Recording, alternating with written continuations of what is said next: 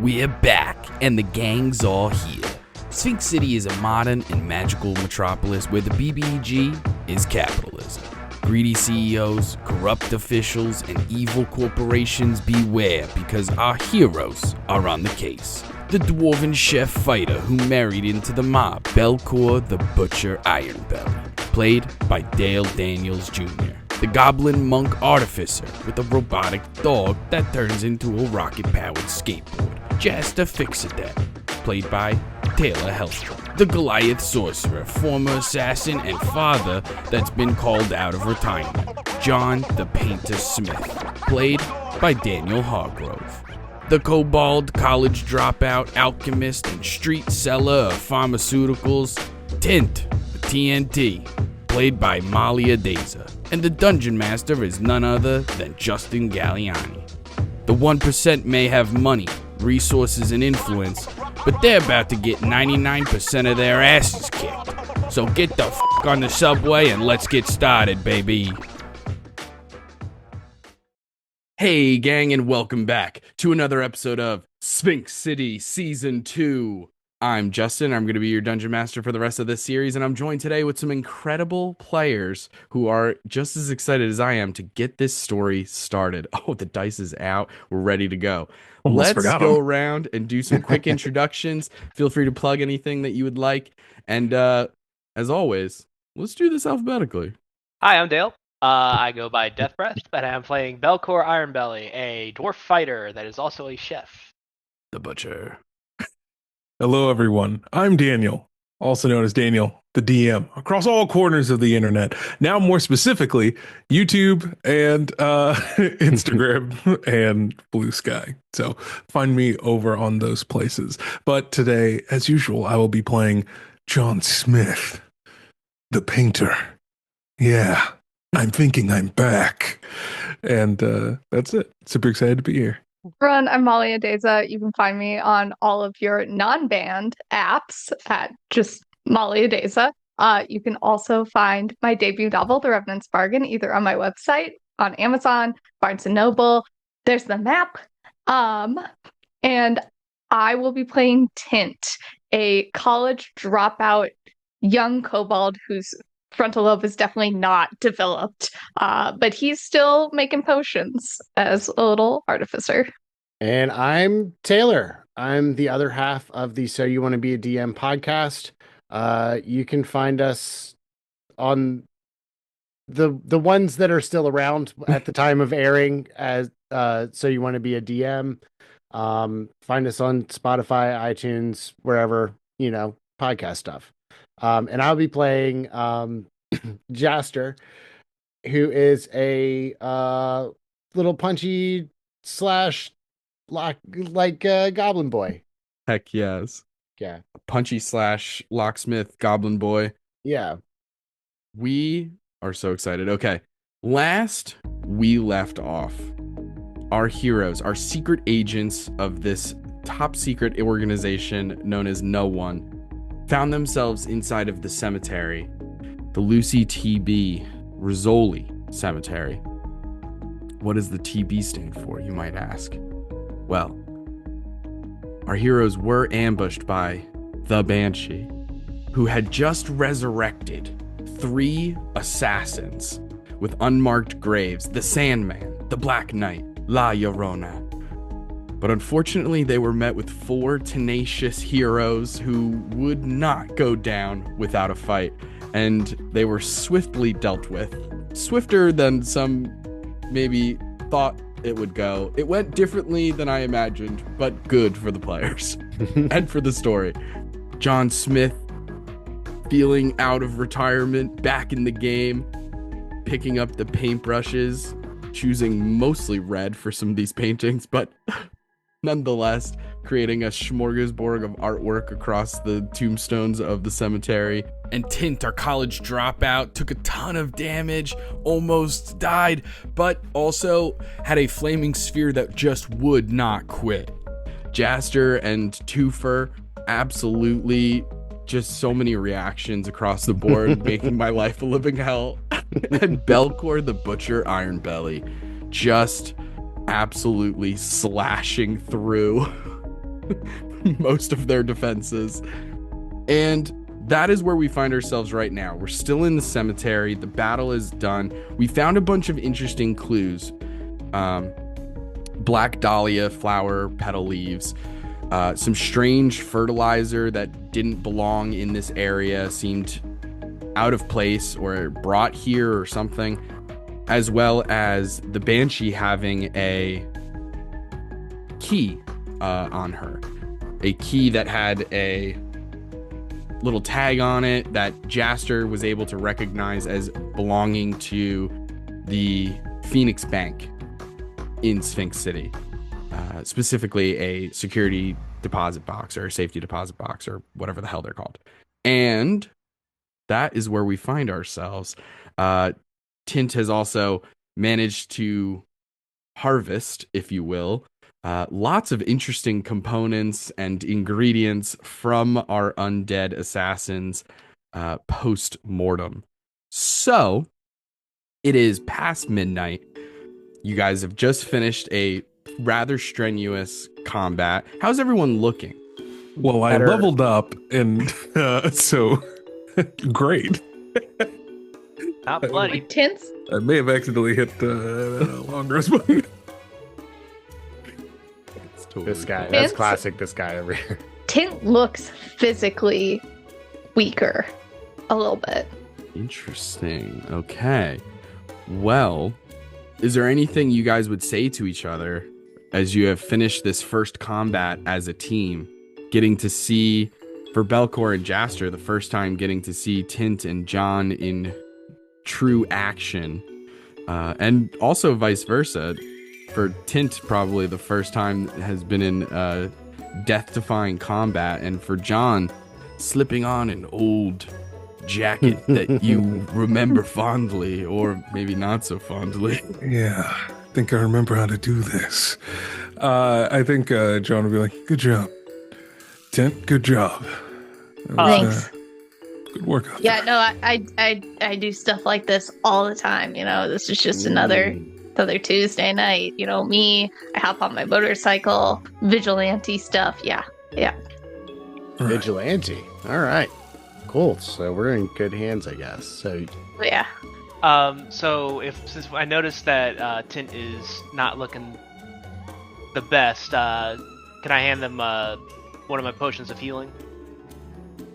Yeah, if you will want to. accept. Yeah, you know, I really appreciate this, but I think what I really need is just, you know, to get through the night, maybe some hair of the dog in the morning, and then get right back out there. All right. And then Thank you. also you'd see that John slowly starts to shrink back to his normal size. His giant form is kind of reduced down, and then his eyes are no longer that draconic reptilian iris with a yellow tint to it, and then changes back to a grayish purple iris, and then his pupils go back to a normal round shape. Yes. You know, it's kind of odd that like this form of you is no less scary than it's still the other form. Like, I thought the mustache should make me look more approachable, but it's not. I feel like you're kind of like you're walking that line of like dad. Well, I guess like you are a dad, but like harmless suburban dad. Yeah, With the but there's mustache. just so it does make you a little more approachable, but there's just an aura Gotcha. of danger that it's really hard to put your finger on. Yeah, sorry. Yeah, I have a lot going on. I used to know those guys. That was kind of obvious. Yeah. It did seem personal there at the end. Yeah. Like, you just held her into that flame. Yeah. It's easier to show because one thing you also see is that John took all these slashes, but he doesn't wear armor at all whatsoever. He's just wearing normal clothes. And so he kind of takes off his jacket, and then he takes off his shirt, and you see, of course, his upper body is just completely covered in just tattoos. Like if you can read draconic and giant. You'll see like someone's like death before dishonor and stuff like that, and like just like a whole bunch of like, oh, that's, I don't know what that means, but that's probably on a watch list. But the thing that also kind of takes up a lot of focus is that you see on his chest there's just a massive old surgical scar that takes up most of his left pectoral, and just kind of goes all the way across from like the shoulder, all the way into like his collarbone. He goes, growing up, I didn't have a choice but to join them. They took me in and taught me how to kill. And one thing about them is that they try to make you as strong as possible. So for me, they cut me open and put a dragon's heart in my chest. Oh. So, that's part of where the fire comes from. I had some natural inclination towards magic, but regardless, that just amplified it, and they still taught me how to kill. Yeesh. Well, they did a good job. Yeah. And then he puts his shirt back on. He's like, yeah, so I got out, but that's a little bit complicated how I got out. So I need to figure out how they found me, because they weren't supposed to. I wanted out of that life. Okay. You mean, like when they blew up your ice cream store? Yeah. By the way, that was good ice cream. Thanks. Yeah. It was my wife's idea. So. But is there anything else we need to go over? I'm sure we'll meet up, grab some breakfast. We should probably look into this key thing tomorrow. Agreed. I can disguise myself as the Banshee. That helps as well. I have a spell for that. That's cool. Then we Might be able to whip something up in the lab to help. All right. should probably hide these bodies then, so that they don't know that the Banshee's dead. I mean, We are in a we're in a graveyard. graveyard. Weird. Look at that. Ah. And there's an Read my open mind. grave Oh my God. right there. And right there. What a coinky dink. Hey, an empty grave. But I guess I'm a little bit nervous that if we put them back into the graves with the magic dirt, that they could Ooh. like come back. So maybe instead we give them a cremation. Do you know a place where we can keep bodies? I mean, I probably have a bit of extra room at my lab. Sorry, Yeah. you all just seemed really well connected. I didn't know if you had like a You knew a guy had, like, a got space morgue. You're walking, don't you? or- I mean, I might know a person that might be able to clean this up.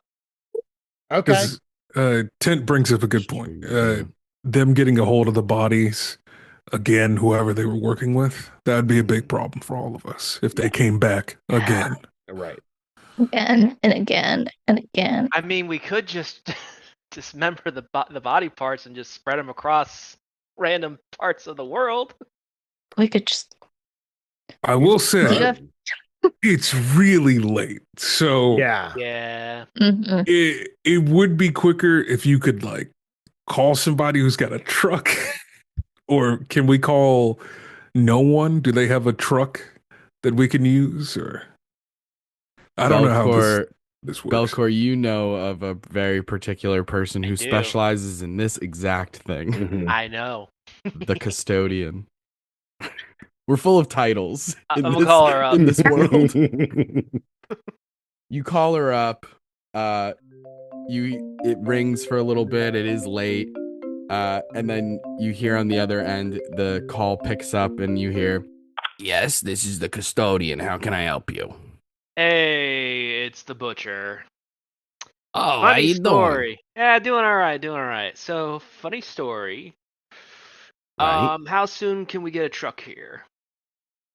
Well, it's pretty late, but I could probably get there. We'll call it like tight 30 minutes. I could probably be over there by how That'll big's the work. job? What are we looking at? Let's see. How We've big's the got, spill? and I start like counting. Let's see. Sandman. We've got the Black Knight. We've got the Banshee, and we've got Rona. Or am I forgetting someone? I don't think so. Oh, is the Or ghost thing? Undead ghost body. Is the police still there? No, he disappeared when Did you the poof? when the dude died. So yeah, I've got like 4 undead zombie. Oh, gotcha. Ooh. Okay, we're working with that. Okay. Yeah. I can get. Yeah, I might need me one of my guys to come with me. But yeah, I could contract this one out, no problem. Yeah, I'll be there in 30 minets. We're actually. Oh shit. yeah, I should Where probably are say you? where. Slipped my mind there. We're at the graveyard. Oh, okay. Gotcha. All right. Yeah, I'll be over there in 30 minutes. All right, sounds good. See you then. Okay. See you Drive soon. safe. That's service. Doesn't matter where you are in the city. 30 minutes. Right. Forward time. Does it matter if it's rush hour? Like 4:00 on a Thursday. 30 minutes? Or is it like the Who pizza thing knows? where like 30 minutes where it's free? I mean, it's always. I think free it's only for free me, if they're but- late. Yeah. Yeah. Yeah, I or would say, someone catches you. Belkor, you would know that the custodian could probably make it happen no matter what the traffic situation is. Oh yeah. Does anyone wait the 30 minutes? Do I'll I wait. do I have to be here for this? I only ask because I do have to make my kid lunch for school in the morning. Oh You yeah, dude. Go deal Go- with your go deal with fatherly your kid. duties. It's really I haven't done assassinating in a long time. It's actually really late for me right now. Yeah. No, Yeah. it's fine. We'll hang out. Amazing. I think Talk to you I'm gonna later. head off Alright. to Be safe. do right. my thing in the lab. Hey, good work today. Make sure you get some sleep. Oh yeah, of course. Hour in the lab and then straight to bed. I promise. Okay. Okay. Incredible. Well, as he walks off, he's like, "I'm not sleeping tonight." Amazing. Just out of curiosity, Tint and John, how do you guys get home? Just based on your characters, there's no cost involved. I keep most things especially in this game and like this world setting. Most things are just like when you go out to eat, for example, like those things are just, we're not going to count the gold that it costs to get pancakes for breakfast. You know what I'm saying? Like a lot of things are just going to straight up be like free for the sake of not keeping track of money. But what is your character's preferred mode of transportation? I know that Tint says that he has a motorcycle, but I'm pretty sure that's not the case. So your options are kind of just a normal taxi. There's the subway. There's obviously walking or having your own form of transportation, whatever that may be. And then there is a rideshare program called Tuba. You can order a tuba. The mascot is a large brass instrument with eyeballs, and they only play big band music inside of the cars. So that's if you're interested in That's that. awful. You can also get a Tuba XL. There's a whole thing. I think John would have taken the metro. Yeah. Take the subway. Absolutely. Just for the ability to see if anybody's still tailing him, things of that nature.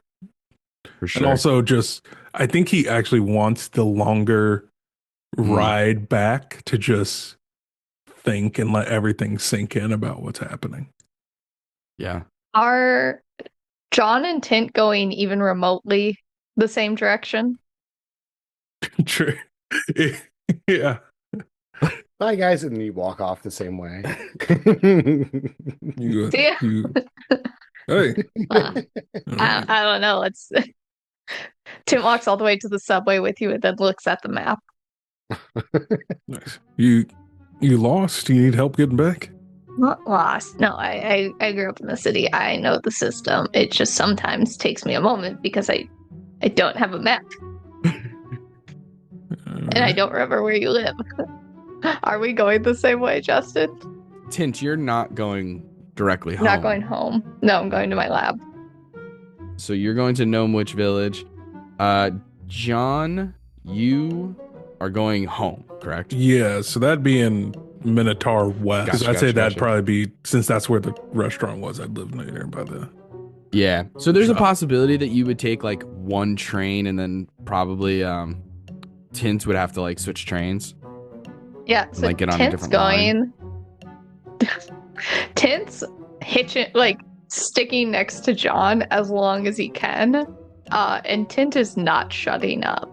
Yeah, dude, that was so cool. You know, you were like, bop, and then she was like, bop, and then you were like, bop, face in flame. Like, it was just so cool. Oh my god. I appreciate it. I appreciate And then I it. was also like, bop, then like, argh, and I thought I was gonna die. Yes, you sound like my kid when they're on their games. What is it they play? Dude, Fortnite. Not what is it? Forthright? What? What is it called? Forthright? Fortnite. With a K. With a K. Oh, just some What did you random call- guy, some other guy across the. Oh, okay, He like over Oh. his newspapers just says that. It's with a K though. gotcha. Yeah. God, seriously, if you ever want to, you should come by the lab. It's in like underneath a gamescape, you know, the game store. And you can come by and you and I can just play. You know, I got a VR headset, got lots of games. You and I can just hang out. My kid's really into that. So, and they say they have to carry me when we Oh. play. I'm not good at it, so. Well, I can totally help you. Yeah, I'll come by and I'll play so you can help me learn. Sweet. I'd appreciate it. Tit like turns kind of away. He's like, oh, yeah, cool. Whenever. You guys continue along. Eventually, Tint, you would get off first, and then Mhm. actually, yeah, I misspoke before. John, you'd be the one who has to switch trains and head further Gotcha. north to Minotaur West. But Tint, you get off of the subway, take the stairs up back to the street level, and find yourself walking down the streets of Gnome Witch Village. This is the district that, in its design, it's kind of set up for smaller folk. So kobolds, gnomes, halflings, and the like.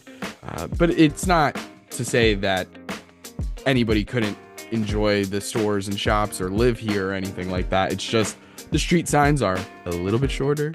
The booths inside the restaurants are a little bit smaller. Just everything kind of scaled down a little bit. You pass by a 24-hour diner called the Gastrognome. There's I'm also stopping in there. incredible. You walk in. It's Like if I feel like Tint's got like a usual takeout order. Like he walks in and they're like on it. amazing. What is your takeout order at this 24-hour diner? Picture like a very classic. I think of these as East Coast things, but like that very classic Americana style diner with like the chrome and like Formica countertops and stuff like that. They might have like a soda jerk working behind the counter and stuff like that. They do like a nice chocolate egg cream if you're interested, but they also have a menu that is as thick as a novel, and every page is laminated. And they serve everything from like huevos rancheros, pancakes, club sandwiches, lobster, you name it. I feel like this, like again, Tint is freshman in college, so he's going with a classic, like either breakfast pizza or breakfast burger. I'm feeling the breakfast burger today. I feel like that's the mood. Incredible. As soon as you walk in, you see the familiar face of a older gnomish woman, hair's up in like a beehive, old school kind of style. She's wearing like a very light pink dress with an apron on it. Name tag says Rose, which I'm gonna write down. in case it ever comes up again. Well, it's gonna come up. Classic D&D. We have to go get Rose to join the party. You remember Rose, right? From 3 episodes ago? We never forgot. And Rose sees you and just says, "Darling, how's it going?" Ted's just gonna like sit down at one of the stools and put his head in his hand, like, I'm cool, right? You think I'm cool, right? Absolutely, you're cool. You're one of the coolest customers who ever comes in here late at night and orders breakfast foods. Okay, that makes me feel. I mean, I had a really good night. Really good night. Can't really talk about it, but like it was really great. And you know, no better way to end it than with my usual. So, breakfast burger to go. Breakfast burger to go. You got it. Yells back at the chef. You see like through the little window where you can kind of see the back kitchen. You just see a treant, a tree person who is like slinging food on a hot griddle and stuff like that. Every once in a while accidentally catches some of their leafage beard on fire and has to like quick put it out. They go through fire extinguishers like crazy. And Rose looks through the window and just yells, "Hey, Samuel, we just need a cow jumping over the sun, baby." He goes, "All right, you got it." Little code word. And in no time at all, you're given a incredible breakfast burger, which in my head, let's see if our ideas of what a breakfast burger are similar. That's fair. I'm picturing just a burger with a fried egg on top. Yes. Okay. Like that's like the main piece, but there's also bacon. Okay.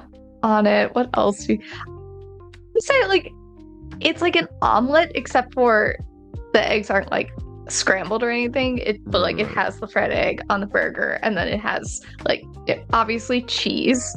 I've also had avocado on my breakfast burgers. Maybe a little bit of like a spicy aioli. Oh, fancy. Okay. Yeah. You know these places, they always have like one or two like special sauces that you're like, is this good? And then yeah. 100%. Also, this is the greasiest burger. Like the bag is already kind of dripping wet. And they give it to you in that same brown paper bag that you're used to. The grease kind of beginning to seep through the bag itself, not just from the burger, but also French fries that are sort of included, seasoned well, it's like crisp a on the Five outside, Guys, fluffy on the inside. Exactly like Five Guys in that regard of the brown paper bag. That is getting greasy. They're like one scoop of fries, and it's like so much, so good. And wonderful. You grab your food and begin to head out. As you do, you also pass by another establishment that is open very late. There is a, how do I phrase this? There is a, it's like a dance club. It's a strip club. There's a strip club called Heat. And it's got mostly male or masculine presenting dancers. And it's run by a very old halfling woman named Isabella. But it's got kind of like blacked out windows. You can't really see inside unless you go inside. But you can kind of hear the music bumping a little bit as you walk past. And finally, you make it to the darkened windows. Can I stop at a convenience store to get just a ton of energy drinks? 100% you can. Yeah, absolutely. There's bodegas across Sphinx City. Okay. Some easy are enough. like I suppose more popular than others. There's one that's literally called the Bodega, but that's somewhere else in the town. But there's convenience stores Tint everywhere. just stops. Yeah, he just stops at like he gets his burger, and then the next bodega he sees, he stops in, grabs energy drinks that are not good for him, and continues on. Incredible. Grab a bunch of energy drinks. Would Tint be drinking kind of like closer to like Red Bulls and Monsters, or like 5 Hour Energies? No, definitely like a Red Bull or a Monster. Okay, incredible. Yeah. And you continue on after getting some energy drinks to keep you up all night. And finally, you come to the darkened storefront because it is after hours. It's a normal shop, so it's not going to be open at 12:30, 1 a.m. But you're there, and I imagine you have a key or some way to Yeah. get inside. Of course, they trust you with this stuff. Not to mention, this is important for you to be able to go in and out after hours because this location is owned by Silver Scales, technically. Actually, though, do they trust Tint, or does he have to call someone to unlock the door for it? That's pretty funny. Let's roll a dice about it. Roll a d20 and call odds or evens. All right. And We'll if it's go what evens. okay, so if it's evens, you just have a key. They trust you. They gave me a key before they realized. It's evens. It's 16. It's evens. You have a key. Yeah. After he's like trying to find it on his person. He's like, which pocket is it? He puts his hands into his. He wears a sweatshirt with the front pocket. He puts his hands in, and he's like, oh, knew I put it somewhere for safekeeping. And he unlocks the door. Incredible. Unlock the front door, walk inside. The signage out front is currently off, but it says Gamescape, the S being capitalized, as well as the G, obviously. And as you walk in, it looks like a normal video game store. There's shelving on the walls that has all the different kinds of games for different systems, and even like some PC games and stuff like that. There's like different accessories and devices for various consoles and whatnot. Some virtual reality headsets. There's a couple games that are kind of set up with TVs for testing, for trying things like most video game stores have. And you would know to go into the back office and that there's a like broom closet in the back that also has like a like an HVAC system in it and stuff like that, and that there's like a very specific set of combinations and stuff like that. Yeah, Tint just puts in his code. You put in this like secret little code, and you see the HVAC system. It's actually just it's the upside down of how you used to spell boobies on a calculator. They let Tint set it up. Amazing. Incredible. So what is that? 8008135? It's or 6. something similar to that? 6. Oh wait, no, because you have to put. Yeah, so it would be 5531808, and then flip it and it becomes boobies. I think. Someone fact check me on that, but anyway. Someone grab a calculator. Someone grab a goddamn Run to the calculator. comments. And so you type in boobies, and the secret Tint hatch chuckles to himself.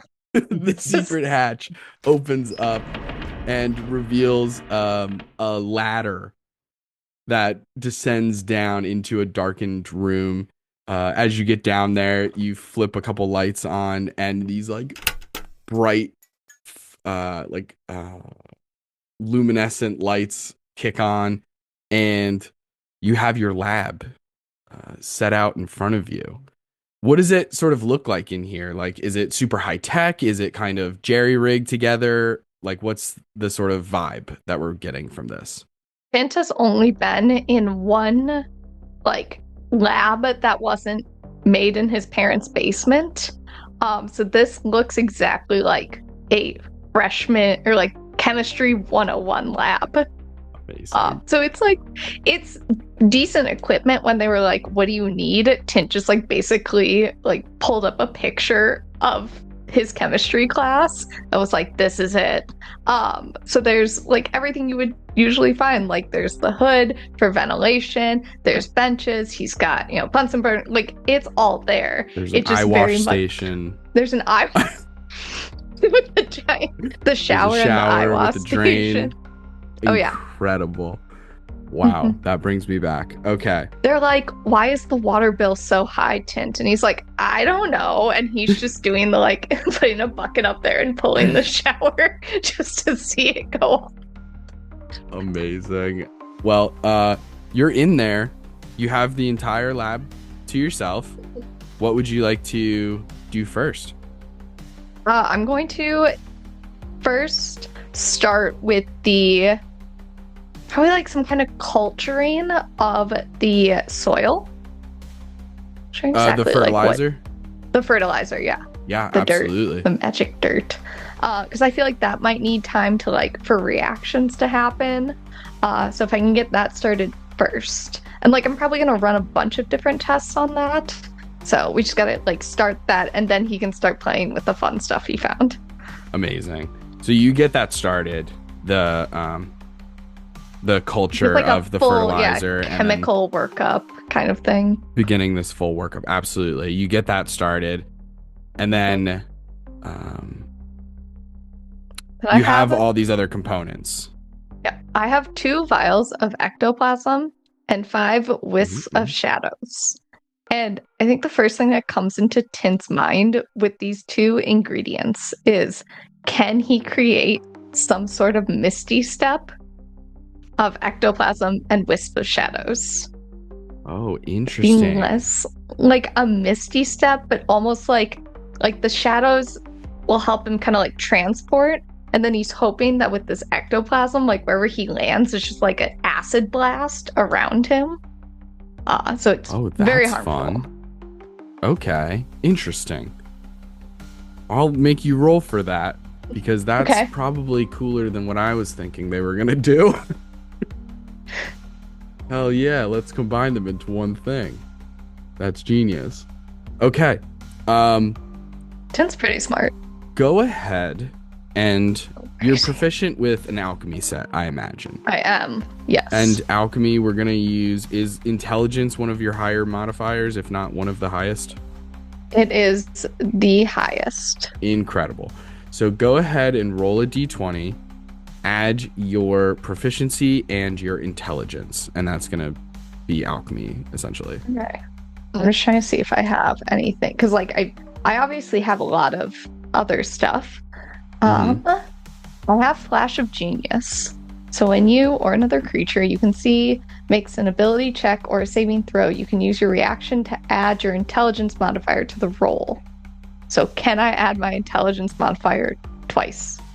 Oh, yes. In that, yeah, you'd be using your reaction. Yeah, because you only get a certain number of those per day. But yep, you haven't used any. I have not used it. Yeah, you haven't gone to sleep yet. So yeah, absolutely you can. I have 4 of these. Incredible. Yeah. Okay, so wait, sorry, wait. So D20. Yep. Proficiency. And then I guess your intelligence modifier twice. Okay, so our proficiency bonuses didn't go up at level 8, right? No, I think it should still be a +3. Okay, so that means that I have a modifier of +11 to this roll. Amazing. Tint's so ready. He's like, he pulls the goggles down, he like puts the gloves on, he like dims the lights. It's such a good thing that I have that +11 because I rolled a 9. So it's a dirty 20. A dirty 20 is exactly what I was thinking for making this work. So what I'm gonna say is, if you combine 1 wisp of shadow with 1 vial of ectoplasm, you can make this potion. What this potion is going to do is you drink it, and then for the next, let's say, hour, you have this like explosive misty step that you have access to. Now you can only use it once, and then it's done. But you have an hour to use it. So you don't need to necessarily do it as combat starts. You can take it in preparation for combat or something like that. But it's going to work. The Misty Step part is exactly like Misty Step. It's a bonus action, 30 feet. You have to see where you're going, all that jazz. The second part is going to operate like, let's look up an acid spell and figure this out. It could just be what acid was it? Acid splash, Yeah, acid splash makes a ton of sense. which I think is doesn't it? yeah, because it's a cantrip. It is a cantrip. So like it would just be like 5 feet around the Misty Step location. Tint, I want to specify. Tint's trying to make it so he doesn't take damage. It's like around no doubt. him. Yeah, of course, Okay. of course. So we'll set it up so that it is an acid splash. It is technically better than the actual cantrip because you could, if in theory you popped up in the middle of like and you were surrounded by people, acid splash technically, don't count me on the 2024 version because I don't know it off the top of my head, but 2014 you can at most hit 2 creatures, right, and this one you could hit more as long as they're within 5 feet, and Gotcha. it's still going to use the same, like you're level 8, so you would use the 5th level increase of damage, so 2d6. Wonderful. So you can make 2 potions of that. Yeah. After he does it the first time, he like this is like Frankenstein's monster level accomplishment for him. He's like, it worked, and he makes 2 of them. So he has 3 Incredible. wisps of shadows left. 3 wisps of shadows left. Go ahead and roll another alchemy check. Alrighty. And he's gonna use his. Apparently, he thinks he's taking a midday nap. 24. 24. With a 24, you could combine all of those wisps of shadow left, the remaining 3, and you could make oil of etherealness, which I'm sure I won't regret and is going to be totally fine. And I've read over this, what this does once, and I'm like, that's fine. Like, yeah, It's a give rare that to potion. Tint. So you can create an oil of etherealness. So beads of cloudy gray oil forming on the outside of the container are quickly evaporating constantly, but the inside is this like viscous oil that kind of looks smoky and shadowy, but it's very much an oil. And essentially you have to it takes 10 minutes to apply this oil to a person.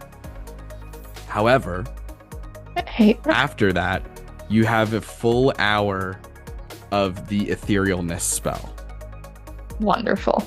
Which is pretty intense. All right. Yeah. It's a good day. A good night of work for Tint. A very good night. And we'll get back to the fertilizer in a moment because we're going to step away from there. Belkor and Jaster, you guys are in the cemetery. 30 minutes go by. Eventually, you hear a sort of familiar rumbling, the motor of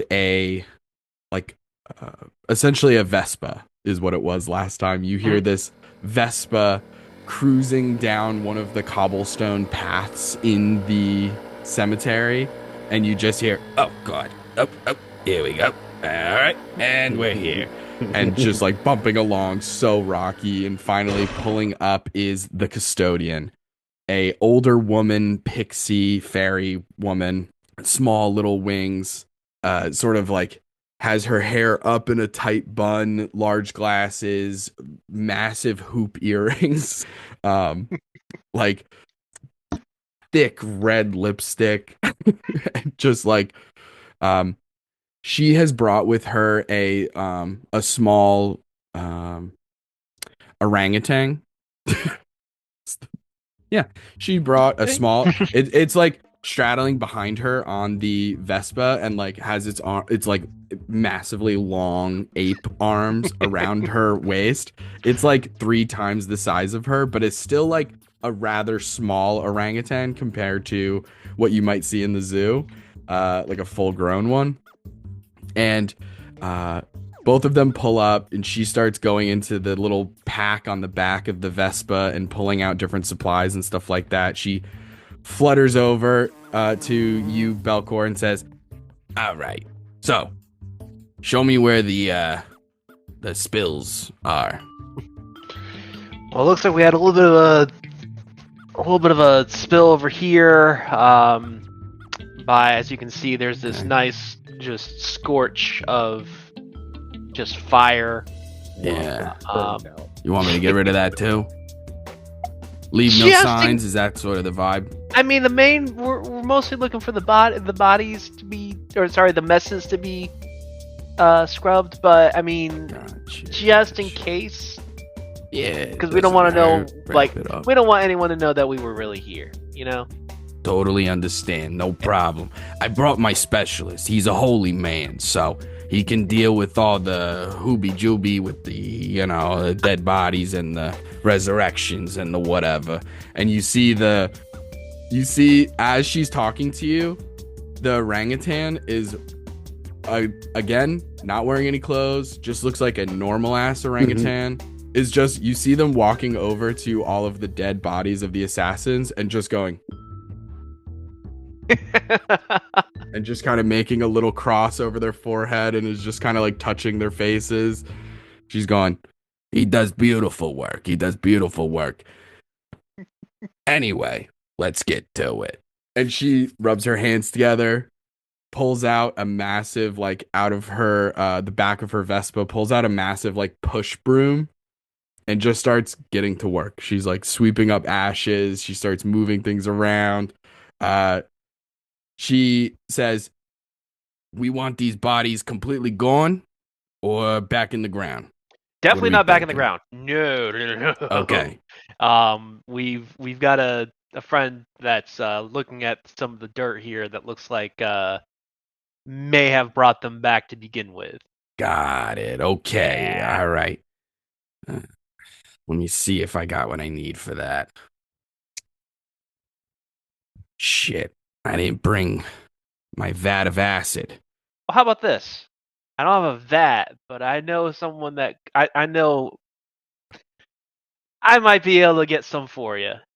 Oh, Can yeah, I reach in my apron of things? You absolutely can. Freaking acid. You, Belkor, begin to reach into the front pocket on your apron of random things. And as your hand reaches in, we whisk away. We begin to hear the wind chimes and like angelic sounds as we change scenes, like The Simpsons, like clouds come in and like transition us to a different world, a smaller world, a much smaller world, as we see a hyper futuristic city. There are floating skyscrapers, flying cars going past, these like anti-gravity street lights that are blinking random colors. We zoom into a small family riding in a hovercraft shaped like kind of a minivan sort of vibe. We see in the passenger seat is a woman, in the driver's seat is a man, and there's a bunch of kids in the back, and the husband's going, listen, babe, I'm telling you, I'm gonna find work any day now. It's gonna happen. Our luck's about to change. And at that moment, the entire city is filled with sirens as a loudspeaker is sounded, and you hear a voice come over the loudspeaker that says, attention citizens, the hand has returned. It is our time. Act accordingly, friends. This is our moment. And in super slow motion, Belkor's hand, the size of mountains, slowly begins reaching down from the sky, piercing clouds, as it reaches towards an ancient-looking pedestal, the size of also a mountain, I suppose. Maybe more of a plateau or a mesa or something like that, as it is flat at the top. And as the hand reaches towards it, the loudspeaker continues and says, He wants some acid. The hand seeks acid. Get it done. and immediately you see the dad in the car go, "See? I told you." And the wife kind of like face palms and is like, "Oh my God." And then we see a time lapse as the entire city begins to rapidly work together, creating these different chemicals. And like we see a chemical plant, and there's like a quick moment of like a nuclear reactor problem goes down. A bunch of people in hazmat suits start sprinkling around into the thing. That entire section of the ecosystem gets completely burned out because of chemical waste. There's like an entire quick like montage of like an EPA like congressional hearing talking about pollution and stuff like that, and everyone's just going, "But the hand needs the acid. You don't understand. The hand needs the acid."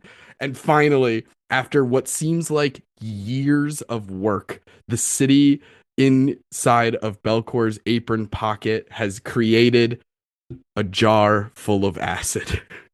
And Belkor, the hand slowly reaches down and grasps it.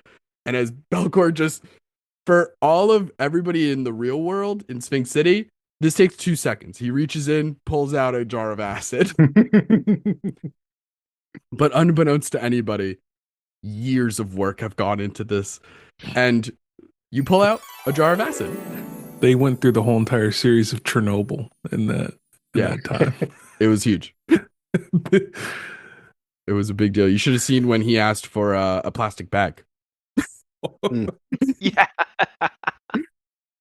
How many animals died? What I will tell you, Daniel and Molly, maybe not being familiar with season 1, other times that we have visited this in teeny tiny little town, time moves differently there, right? So there was times when they were just a normal town. It wasn't hyper futuristic and stuff like that. So things move really quickly there. That being said, Belkor, you have your acid. You hand it over to the custodian. She says, "Thanks, doll. Appreciate it. This'll work."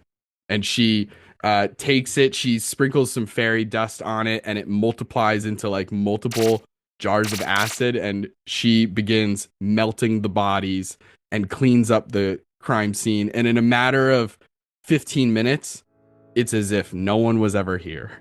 Great work as always. You know me. You know, that's why they pay me the big bucks, You baby. even got the bloodstains out. This is phenomenal. That's my specialty. That's my specialty. Anyway, I gotta bring this guy back to the zoo. All right. All right. Wait, Okay. which zoo? Take it easy. Midling Park. Anyway. Hop on, Coco. She gets back on her Vespa. The orangutan gets behind her and wraps its massive arms around her. And they begin driving off through the cemetery on their Vespa on the cobblestone paths, just bumping along the way. And they leave, and you guys are good to go. All right. All right. Well, guess what? We're meeting at the bank after. We should meet at Yeah. We'll go meet at the bank. All right, Twofer, let's go. And Twofer kind of like transformers into a rocket skateboard. Yeah. Amazing. And Belkor, you can also begin heading back to Little Feywild. Pretty close, considering where you guys are at. As you guys are traveling home and everything, Belkor, you make it home. You're greeted by Gwen, your tiefling wife, Oh. who says, "Sweetie, you were out so late. Is everything all right?" Just work, but I'm just glad to be home. Amazing. We'll get some I'm rest happy and, that you're home. Of course. I'm glad to be home as well. Just and I hang my I puck that fedora on the coat rack. Just Incredible. it's been a long day. I bet. Well, listen, I was just about to hop in the bath. I think there's room if you're interested. I got a special bath bomb today. It's supposed to have dice inside of it. I don't understand what the point of that is. I'm gonna end up sitting on a piece of dice. It makes no sense, but it's there and it smells like patchouli. Julie. Can I roll to see if I know what that is? Patchouli? Yeah. Go ahead and roll. Goodness gracious, I have no idea. Nature. Nature. Yeah, nature makes the most sense. I definitely don't know what it is. I got a 6. Sure, Amazing. patchouli. It's a plant, right? It's like a collection of plants, kind of. It's just like a sort of scent, Like a like potpourri? kind of like, yeah, kind of like potpourri. Absolutely. Yeah. Okay. Yeah, I'll definitely join. And then we can just relax in bed. And then just zonk out. All right, Yes. sounds good. And the two of you head off. The sultry music begins to start as we fade to black. We just see like a zoom in of like a bathrobe hit the ground and just like it hits your ankles, and that's all we get to see. And then it fades to black. You see like a little splash come over the water as someone Yeah. sits down on a D4. Oh, oh. Was that fucking Lego? Jesus. Amazing. And we cut away from there. Jaster, as you're riding to for on your way back to Balder Town. I'm really and- making it a Tony Hawk's Underground like track on the way back. You know, popping up, grinding on benches, doing like kickflips and shit. Just doing like Hell yeah. As you're traveling, you do see that a couple of youths on the street also kind of having a little skate sesh down an alley that you pass by. They're just they have like some some plywood that they found in a dumpster, kind of like set up on a garbage can, like as a little ramp. They kind of have like a really makeshift situation set up here. Do you do anything? right. Oh yeah, absolutely. Yeah, I like. Hey, get out of the way! As I'm barreling down the street and I see it and I like do like a quick cut and I'm like, hey, move for a second, and I run or not run, but take the skateboard up off of the ramp, dude. The sickest like kickflip 900 up in the air. Kickflip 900. Yeah. Go It's ahead and make it's an rocket acro- powered. I know it's just so funny to do it. A single kickflip and also a 900. Yeah. He's Yeah, on yeah, the yeah. It's so funny. It's more just my body. Yeah.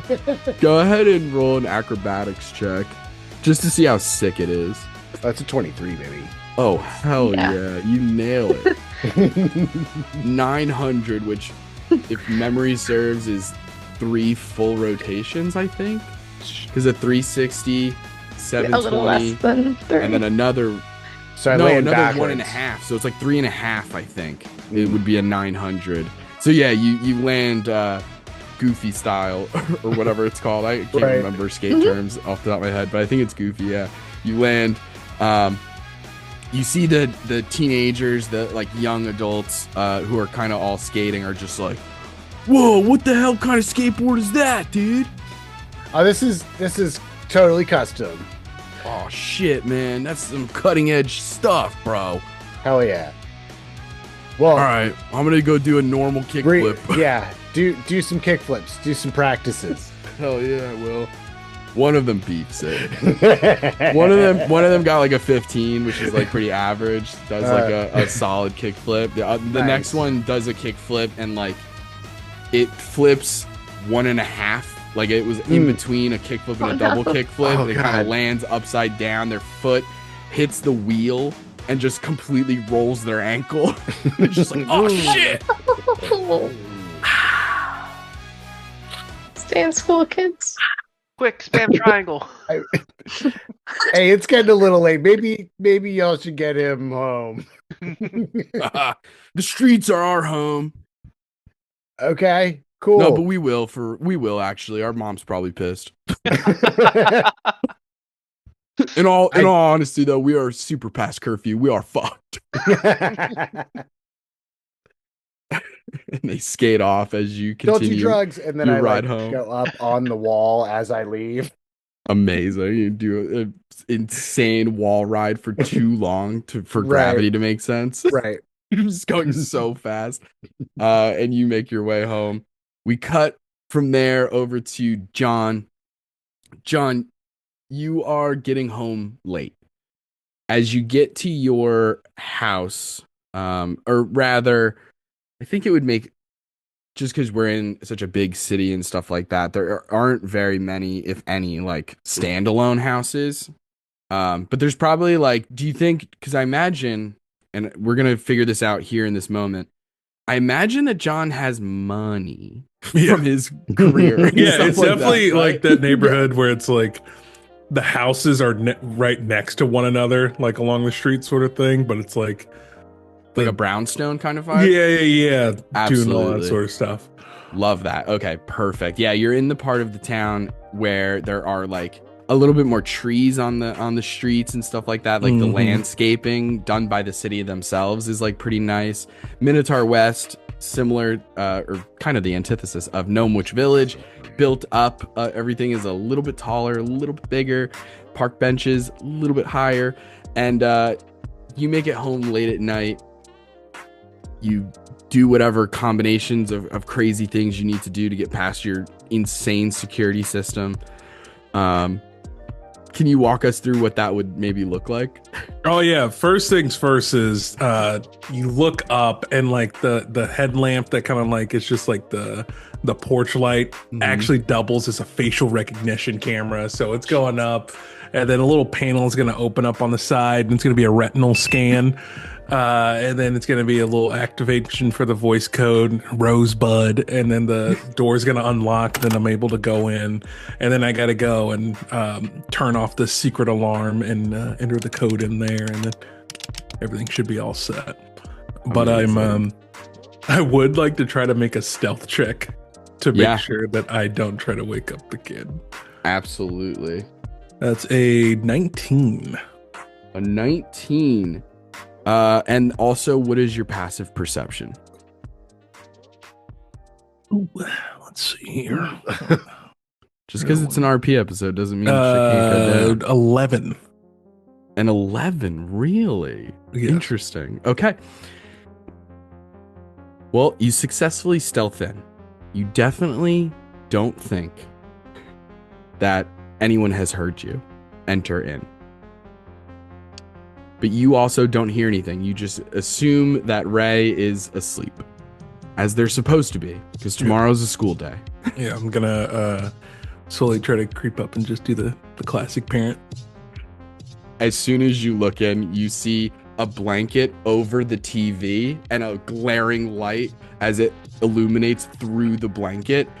Ray is wide awake playing video games and did roll a 12 on their stealth, so you didn't notice it until this moment. Okay, gotcha. Just go, boo! Oh my god! Dad! Aren't What you the supposed heck? to be asleep right now? Well, yeah. Well, listen, Tommy called me and he needed a second for the raid. We had to raid the wizard's movie? castle. The movie. What is that? One of your kung fu movies, Dad? Yeah, the raid. I've never heard of the raid. Oh, okay, sorry. No. Oh, it's a game. The game's Yeah. called The Raid. Well, no, the game's not called the raid. The raid is what you do. The game is called You go raiding. It's a Viking game. no. You go a Vikinger. What is it? No, you're not a Vikinger. What? I don't even. Well, think you that's a go term. a Viking. No, it has nothing to do with Vikings. Vikings aren't even connected to this at all. Oh, you No, said no, it was no. a raid. So Yeah, it's just a bunch of people who are playing the same game, and we go and we're trying to storm the castle. It's the wizard's castle, and it's World of Wizardcraft, Dad. gotcha. Okay. I have a level 37 paladin. Okay, Nice. I'm up there. Yeah. Nice. Do you want to Paladins. see my sword? Yeah, sure. Paladins. They're dangerous. And they Ugh. bring the blanket falls down and stuff. You sit next to your son on the bed. He begins to show you, moves the camera around so that you can see third person style his character and stuff. And like he's kind of giving you like a 360 view as it kind of moves around his character. And you just are seeing this like absolutely yoked. It looks kind of like you. in some regards. Like tall, there's a mustache, a bunch of tattoos. Or does your son know about all your tattoos? Maybe not all of them, but does your son? Yeah, I think he's Granted, definitely seen he's like had the to have seen. sleeves. Yeah, because Yeah. like it goes all the way down to the sleeves and the neck. And You can see that there are tattoos covering this character's body and stuff like that. But then they're wearing like intense, gnarly looking armor that has like this blackish metal look to it. And then you see this sword that the character is holding, and it just is like pop culture reference wise, it's like a busker blade, just like twice as long as the character is tall. yeah, But the handle is like nice and thin and like two-handed. And he's like, yeah, so this is my paladin. nice. As he's like just kind of like sitting there on the floor with them and just kind of leaned up against the wall and is like slowly starting to doze off. So what is he? What does he do? Is he smite? Is he Yeah, smite? he actually does smite. Yeah, that's Okay. exactly what he does. So paladins are sort of like half casters. So like what that means is that like I have a couple spell slots, but like not as many as a wizard would or anything like Yeah. that. But then also like I got this cool sword and it's like a +2 great sword. It's not a big deal, but it's like really powerful. And I had to do so many missions in order to get. Dad, why don't you go to sleep? Here, I'll go to sleep too. Here, hold on. Let me No. save it. No, it's cool. I'm at a save point. It's fine. He like saves the game and like uh shuts it off and um comes over to you and he's like, so did you have a how's your day? It was it's complicated, you know. I Yeah, I mean ice cream is weird. So well, you know, it's trying to get to the bottom of what happened with the shop. It oh right, yeah. I almost forgot. Yeah, that did you like file a report with the police or something or yeah, but I think this is something I got to figure out for myself. okay. Well, you know, I might not be a 37 level paladin, but I could help you out if you want. Thanks, kiddo. I appreciate it. Look, this weekend, Oh, there's a big festival this weekend. really? What's Yeah, going on? the Little Feywild Festival in Midling Park. Okay. It's supposed to be pretty big. Do you Where want did to you go, pl- maybe go check that out? Well, Like Sunday night or so. It's like most of Sunday, but then it goes into the night and there's supposed to be like fireworks and shows and shops and food and stuff and like all kinds of stuff. Pretty what are you cool. gonna go with some of your friends? Yeah, I mean, I could go with some of my friends and stuff like that, of course. But I mean, if you're not doing anything, we could go. Yeah, I'll let you know. It's just And I know. figuring out You're what's busy. going on. Of course, yeah. Because I mean, you know, this is your mom's. You know, it was your mom's idea, and I know. so losing the shop it's. I get it. Like, yeah. But listen, kid, you get some sleep, all right? What do you want for lunch tomorrow? I'll make sure I make that before I go to sleep. What do I want for lunch? Probably, I don't know, maybe like a grilled cheese with tomato soup and a thermos. Just keep it classic. Sounds great. I'll get right Awesome. on that. All right. All right. Thanks, Dad. Love you, Ray. Good night. Love buddy. you too. Good night. And I close the door and make sure everything's set up. But before I start cooking or anything like that, I take my gun and put it inside of my nightstand.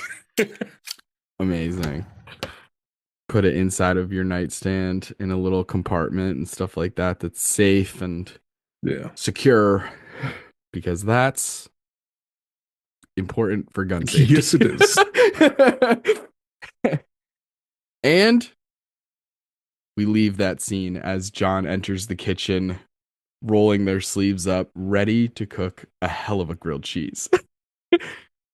That somehow will still be good the next day. But whatever. Magic exists. Yeah, we'll figure it out. There's gotta be a magic lunchbox. There's a way. We Yeah. invested a lot of money into the lunchbox. It cost so much. When they lost the first one, it was annoying. And as we cut away from there, we head back to Gamescape in the basement. Tint, hard at work, putting together all of these complicated ingredients in order to create magical concoctions. But we already have our oil of etherealness. We already have our 2 potions of acidic step, which is what I've just named it right now. Acidic step. And then you're pretty much done. We're fast forwarding a little bit. This is taking like the entire night, creating all these concoctions and stuff. Go ahead and make first a Constitution saving throw. Why would you ask me that? Well, you're staying up all night, and if you don't hit the number that I have in my head, you're going to take a point of exhaustion. Fair. Is that number you have in your head less than a 14? No. It's a 15. No! You take 1 point of exhaustion. It is at this point, I would love one more alchemy check, and because you have 1 point of exhaustion, you're using 2014 rules for exhaustion, folks, just so everyone knows, because I know them, and I don't. And I Googling like them. This. It's just disadvantage on ability checks, which would include an alchemy check. So you're going to have disadvantage on this alchemy check. However, you can still add all of your ridiculous Flash of Genius stuff. You still get a plus 11. Plus 11. Come on, you dice. I rolled a 3 and a 5, so it's a 14. The end of the night really snuck up on Tint. Wait, 5? Oh, it's disadvantage, so it is the 3. Disadvantage. Okay, so 3 plus 11 is 14. Yes. Math. Calculus 2. Math is hard. We talked about this. And with a 14, this fertilizer, you recall John back at the cemetery mentioning that it has a very faint magical essence about it, but it's not like giving off a ton of magic. It just has a little bit of latent magic essence in it. You think that this fertilizer is rare? Mm-hmm. It's something that would need to be imported, and it is a necessary ingredient in growing different plant life that normally wouldn't survive this climate and stuff like that. So you know how like growing a palm tree in like New York City is like, you can't do that. The climate just wouldn't support it. With this fertilizer, you could. Is one example. Would this be a common fertilizer used at Gollum University? No. And not in their botany department or anything? It's too expensive. Okay. Fair. Yeah. What you're looking for, it's hard to say. You think you're looking for a specialty shop kind of thing, like maybe a florist or what are they called? Arbories or something like that, where you buy trees and stuff. A nursery, like a tree nursery or something. You'd be looking for something like that. Maybe a vegetable producer or a local farm or something that has crazy things that they're growing. Like on the pricier side, high end, rare, exotic, that kind of stuff. Do I think that someone at Silver Scales would have an idea of maybe not where, like what the soil is, but like, someone that is growing, very rare plants. Yeah. Okay. It's definitely possible. I think Tint in his exhausted state at like 7 in the morning. Like the sun's coming up, the birds are chirping. He's like, what the heck?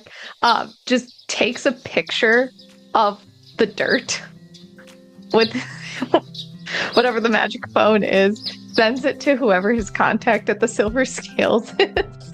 It's just like, know anyone that would need this? And that's it. Just dirt. A picture of dirt. Just dirt. And then Looking for the supplier. for the equivalent of a short rest, I think Tint just face down, maybe in the dirt. Like he sends the message. He's like, all right, bedtime. Dunk. Face in dirt. Amazing. We'll say that while you're sleeping for this short rest, however long it is before you guys decide to all meet up for breakfast before heading to the Phoenix Bank or whatever your next plan of action is, you receive a text back. We're going to say that your contact, obviously you have Belkor as one contact. Do you think that you would have texted Belkor or somebody else in the organization? No, I'm thinking that Tint's at least been in contact with one other like similar alchemist, because he would have needed help like getting all of his supplies and like understanding, you know, just the business side of what he's now doing. So just one of the like more senior artificers that, you know, Tint looks up to, but they're just kind of like, why the fuck did we bring this kid in? So this would be a half-elf woman named Lavender. Okay. Her last name is Essens, Lavender Essence. Love it. Yeah. So you would reach out to her, and eventually she would text you back and say, I can reach out to my contacts and see if they need dirt, but I'm a little confused by this prospect so early in the morning. Can you clarify? So when Tint eventually wakes up, dirt on his face, he just kind of like brushes a bit of it aside. He's going to text back the lab results, which is a bunch of like mumbo jumbo, like pH bound, like even more than that, like just all of these things, and like is like I think, yeah, it's something like it's really good fertilizer, so like really expensive. College wouldn't be able to afford it. Who could? A couple of seconds go by before Lavender texts you back and says, I mean, best guess, there is a really fancy florist in the city. He responds like, send the deets. And at this point, he has picked up his last energy drink and is chugging while like reviewing his notes a little bit. She will eventually respond with the address and all the important information. Upper West Side, there is a place that's just called the Greenhouse. Cool. And they specialize in like super exotic tropical flowers, plants, even like vegetables and stuff like that. Yeah. Tint's gonna load up his new potions, his note sheet from the experiments, probably a baggie of the dirt. Like he's still gonna keep a bit on him. And he's heading out to breakfast, still just trying to chug down this energy drink. Amazing. Is there a sort of vibe for breakfast that you have all agreed upon for meeting up in the morning? Yeah, I guess I text everybody as like the first one up. You text before Tint wakes up. Before Tint goes to sleep. Yeah. Tint's nap. His dirt nap. His dirt nap. But what would be the closest to all of us? Would that be in Great question. Gnomewich or Wrong Village or something? Honestly, the Gastronome is probably the easiest place to head to. The Gastronome. The 24-hour diner. The Chronomancy district has the El Gato Bodega, but that's slightly... They have a couple tables and seats and stuff like that. They're usually taken up by older people who live in the neighborhood and are like playing dominoes and stuff like that. But if you're lucky, you could find a table with some chairs. Yeah, that's what I would say. I would say probably your easiest locations, Gastronome or the El Gato Bodega. Gastronome's in where? No much. Gnomewich? Yeah, I can go to Gnomewich. Yeah. All right. Gnomewich? Yeah. Which show? Amazing. I can go for some Also- pancakes. Can I roll to see how many vehicles I have? Of course you can. Let's Because I know roll I would definitely have a minivan, naturally. but I don't Parked out know if I front. have like the classic, like muscle car or a motorcycle or. Yeah. Interesting. Yeah, I mean, go ahead and roll. What do we think is fair? D6? Sure. That's what I was thinking. Yeah, let's roll a D6. Is this one of those where like your garage lifts up and like it's the underneath? The bag. It's Oh. got Yeah, like it's definitely York this- style. All The right. garages are across the street. 5. 5. You have 5 vehicles. So I just got a text.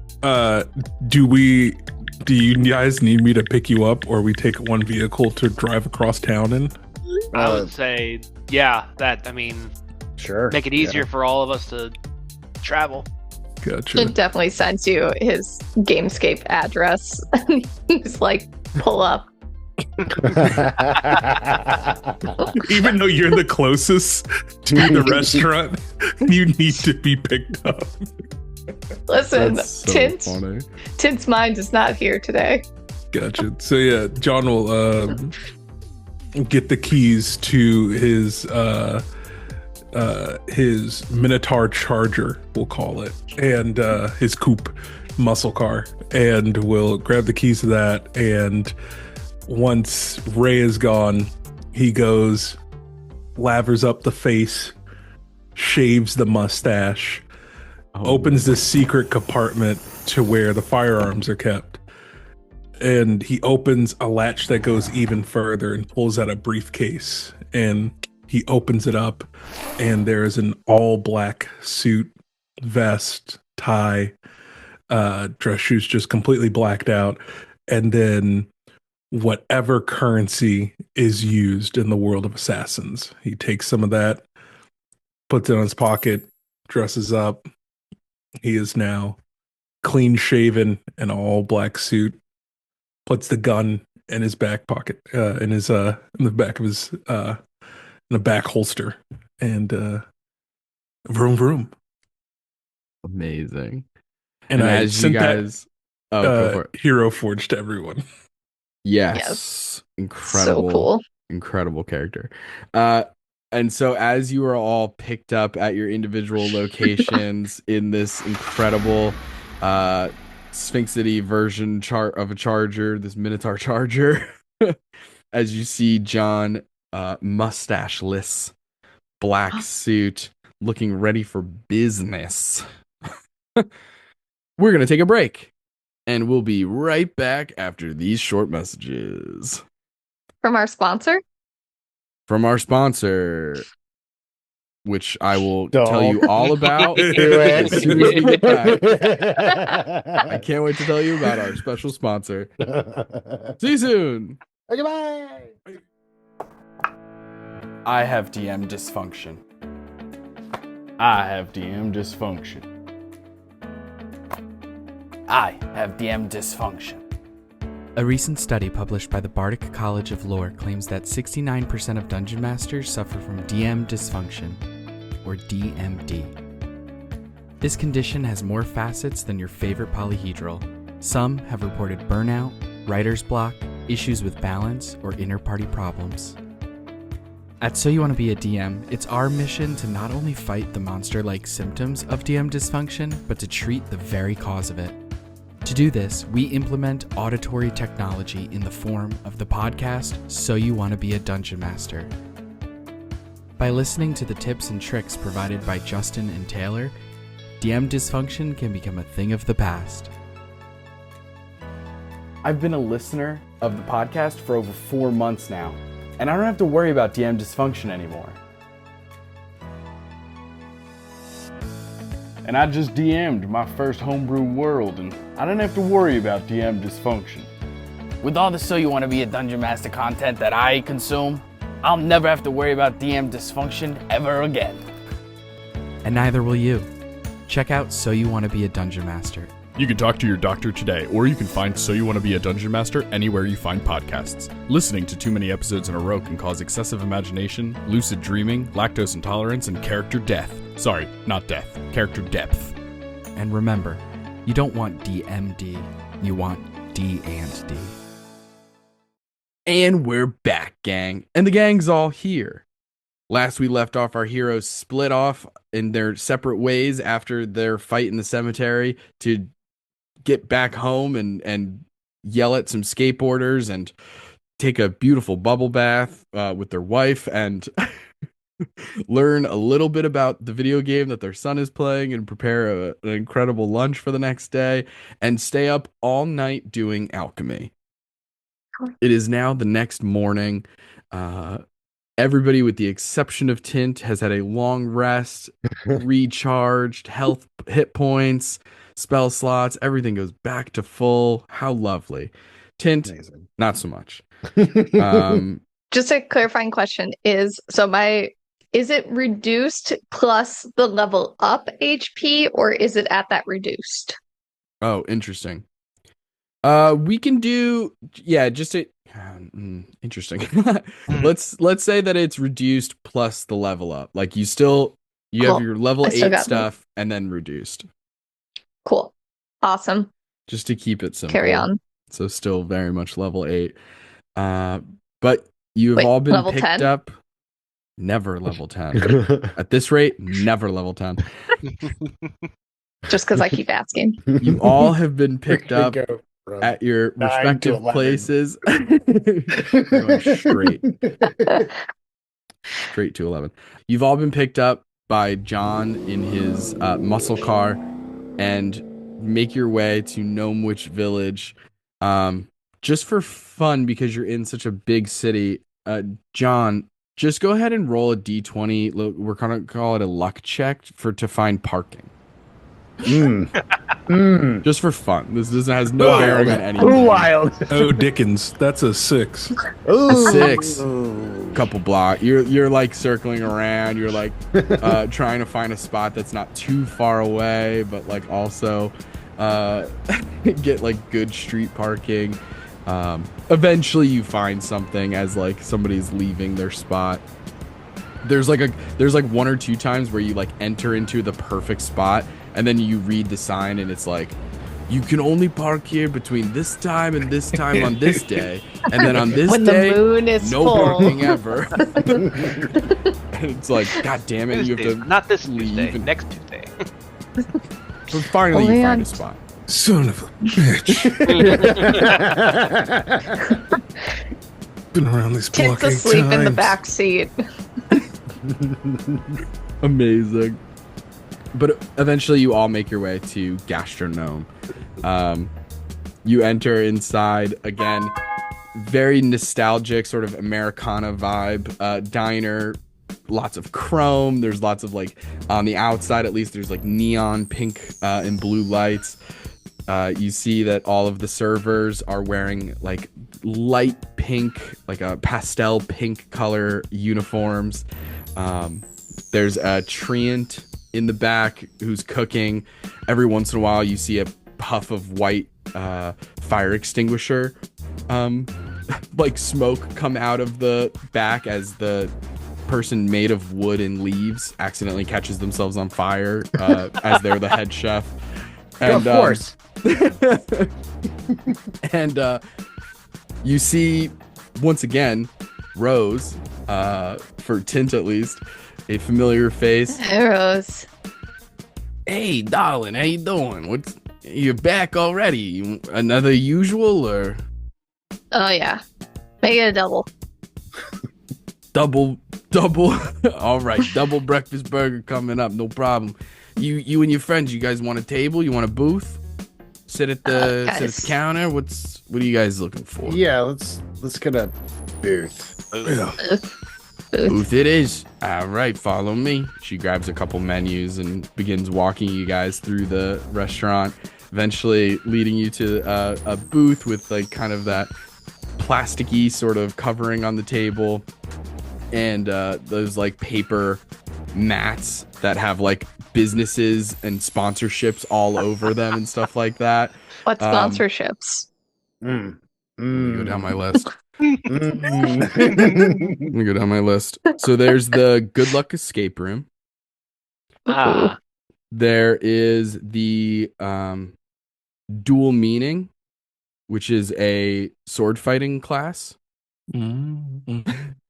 So I get it. Yeah. You Is the greenhouse on there?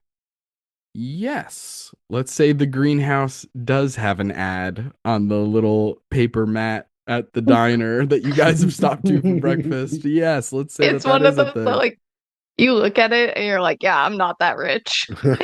Yeah, it's Vastly bougie. different tax brackets, It's but bougie. The font, everything is crazy.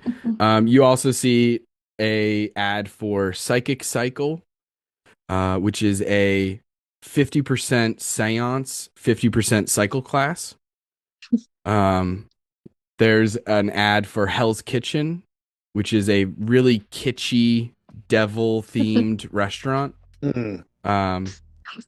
There's also have to wear 37 pieces of flair. Like it's very kitschy. All the servers wear like fake devil horns and like have like the elastic band with like a foam tail attached. what's and the they're temperature in that building? normal. They don't go that far with it. Yeah. That wouldn't be enjoyable. I would just for drive people away who aren't customers. Just a normal temperature. You do see the largest ad on the entire mat is for the Olive Yard. A huge chain restaurant, very popular in Sphinx Square for the tourists. It's like a giant picture of like breadsticks coming out of a basket, and it just says the Olive Yard. When you're here, your acquaintances. And then I don't know. I have a million places that could be on this fucking thing. There's literally so many. I'll do one more just for posterity's sake. We'll say that there is an ad for there's a sex museum in Bard's Way. Okay. Okay. Checks out. It tracks. Yeah. Imagine my surprise when players in a home game asked if there was a sex museum, and I had to on the spot Google what exhibits are in a sex museum. And the gift shop is crazy. Nobody asks for a cock ring of Revivify until they need it. Diamond encrusted, baby. Hey, when in Sphinx City. Anyway. You see all of these different ads and stuff. Rose comes by. She's got her little notepad and a tiny little pencil, and she goes, all right, so I got one double breakfast burger.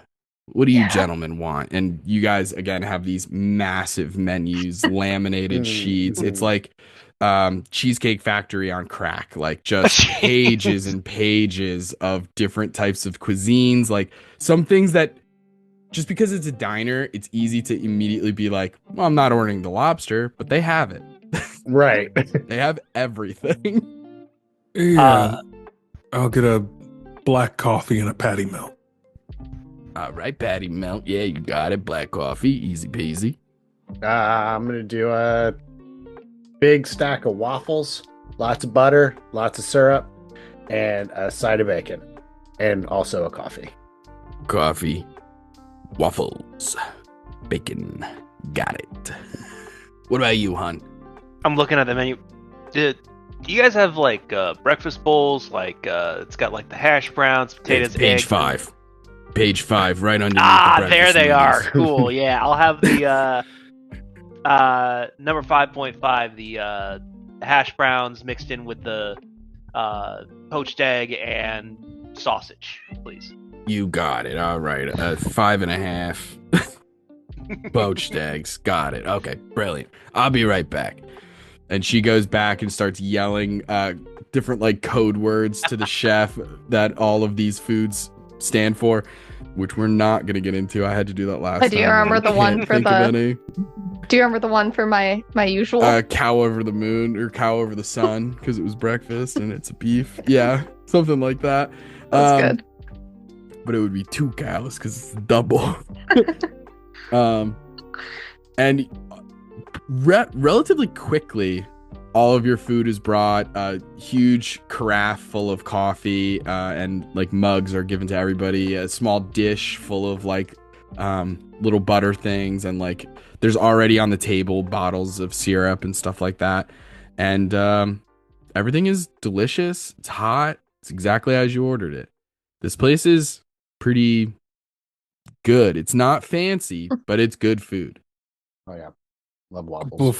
While we're chatting up to start things off, before I'm gonna send a text message to Briar Darkclaw and just ask, emergency, can we meet your place or the hotel? ?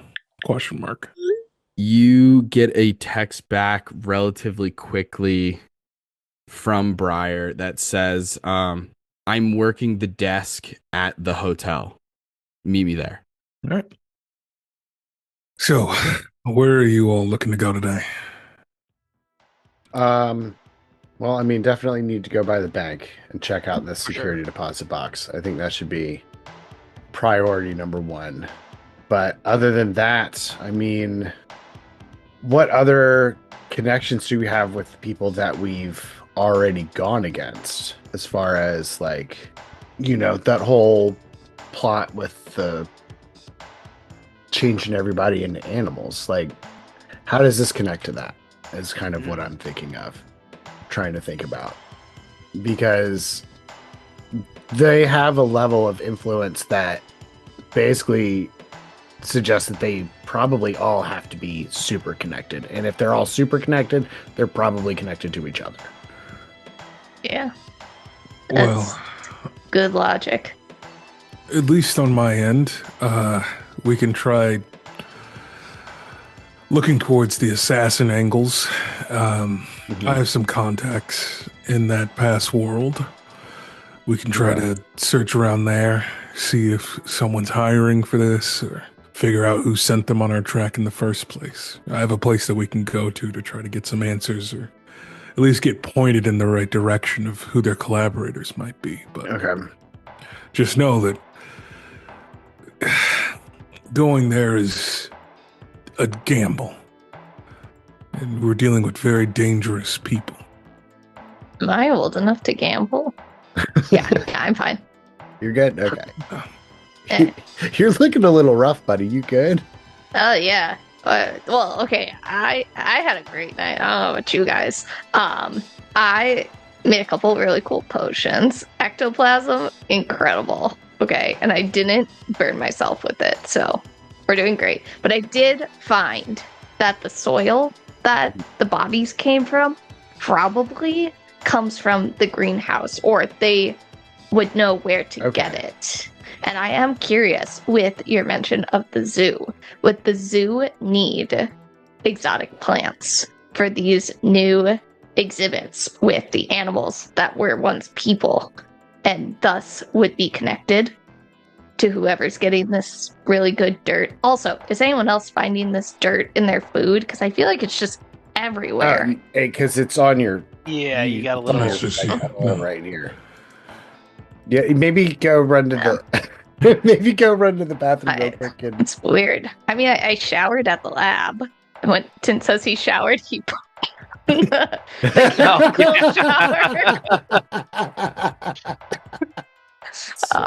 that's his version of a shower. He might smell a little bit like Axe body spray. Incredible. Yeah, so that could be a lead. Okay, yeah. I also texted Hour and point at the butcher. one of our contacts about where potentially we could get this dirt. But that's what she said. It's the greenhouse.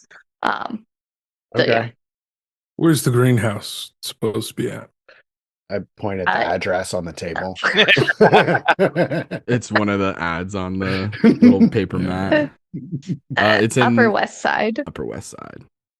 Mhm. Okay, well, that's where I have to go for my contact. So, Perfect. Okay. We're getting the Maybe- dirt and the dirt. Yeah. yeah.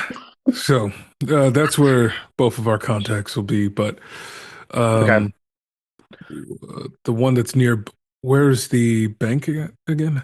The main branch, which is you'd have to go to the main branch for this particular Can't just go to an ATM. thing. Please give us all the secrets. Open sesame. The Tint types in boobies. Beep, beep. Oh, it opened. That's the Wild. keyword. Bear with me. It's this world's password. Password is password. This world, it's boobies. But in numbers. Classic. It is the main Upside down. branch of the Phoenix Bank is in the Upper East Side. Okay. Wow. So pretty close. Okay. Close. All right. Not really. There's a park in between them. True. But Close. Close relatively enough. close compared to the whole city. So I Yes. guess the only warning I'd give is that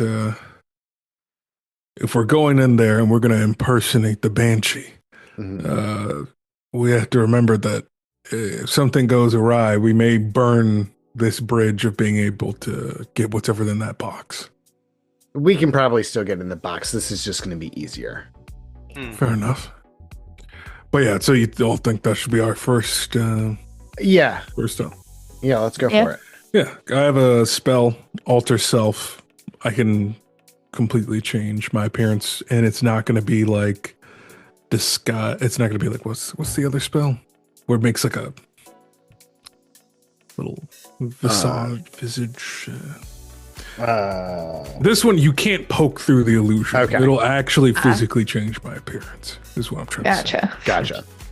Gotcha. Can I ask the waitress for like a doggy bag and kind of flavor that as my cooked treats?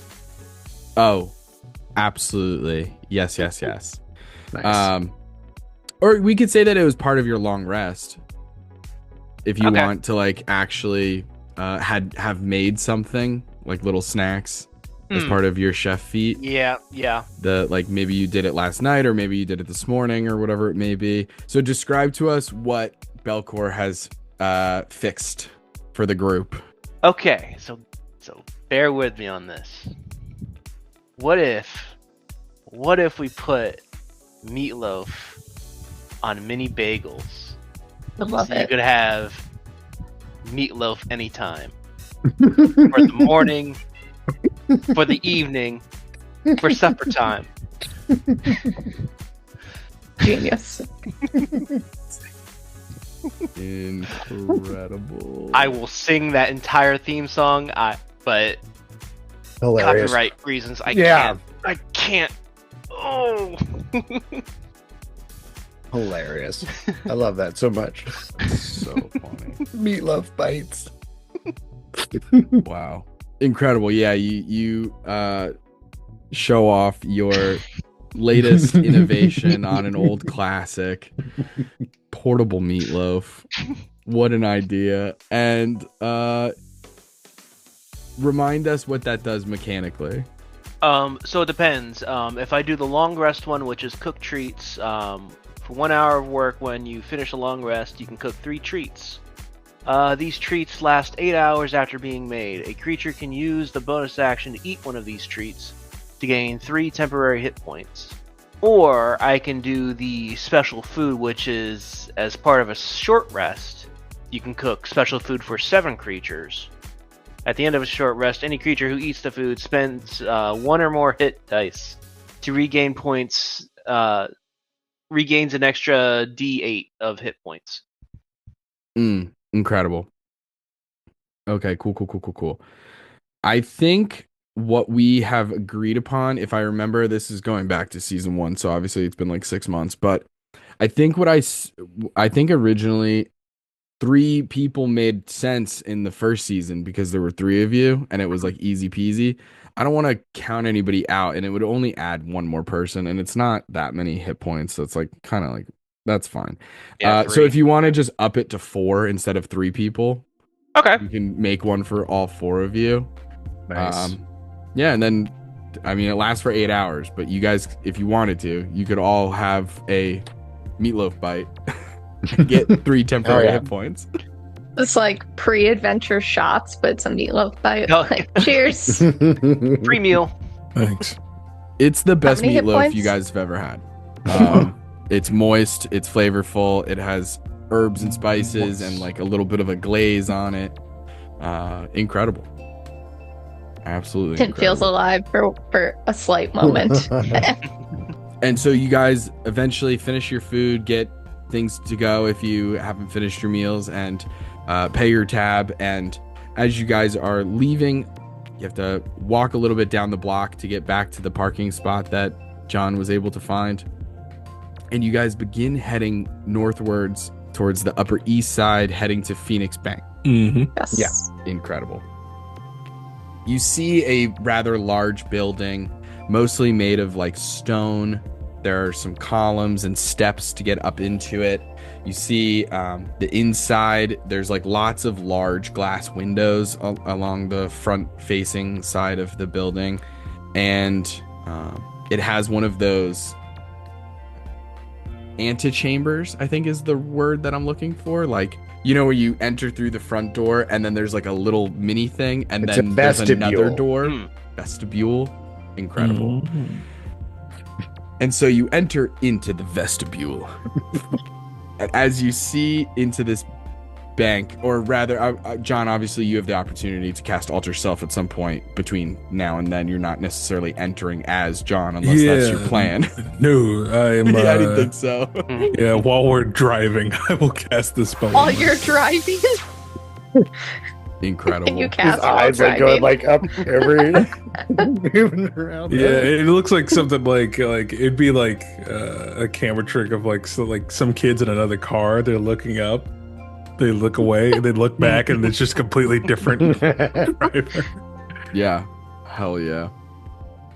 And so as you continue into the bank, you see that this bank is very large. It has huge ceilings, probably like 20-foot ceilings.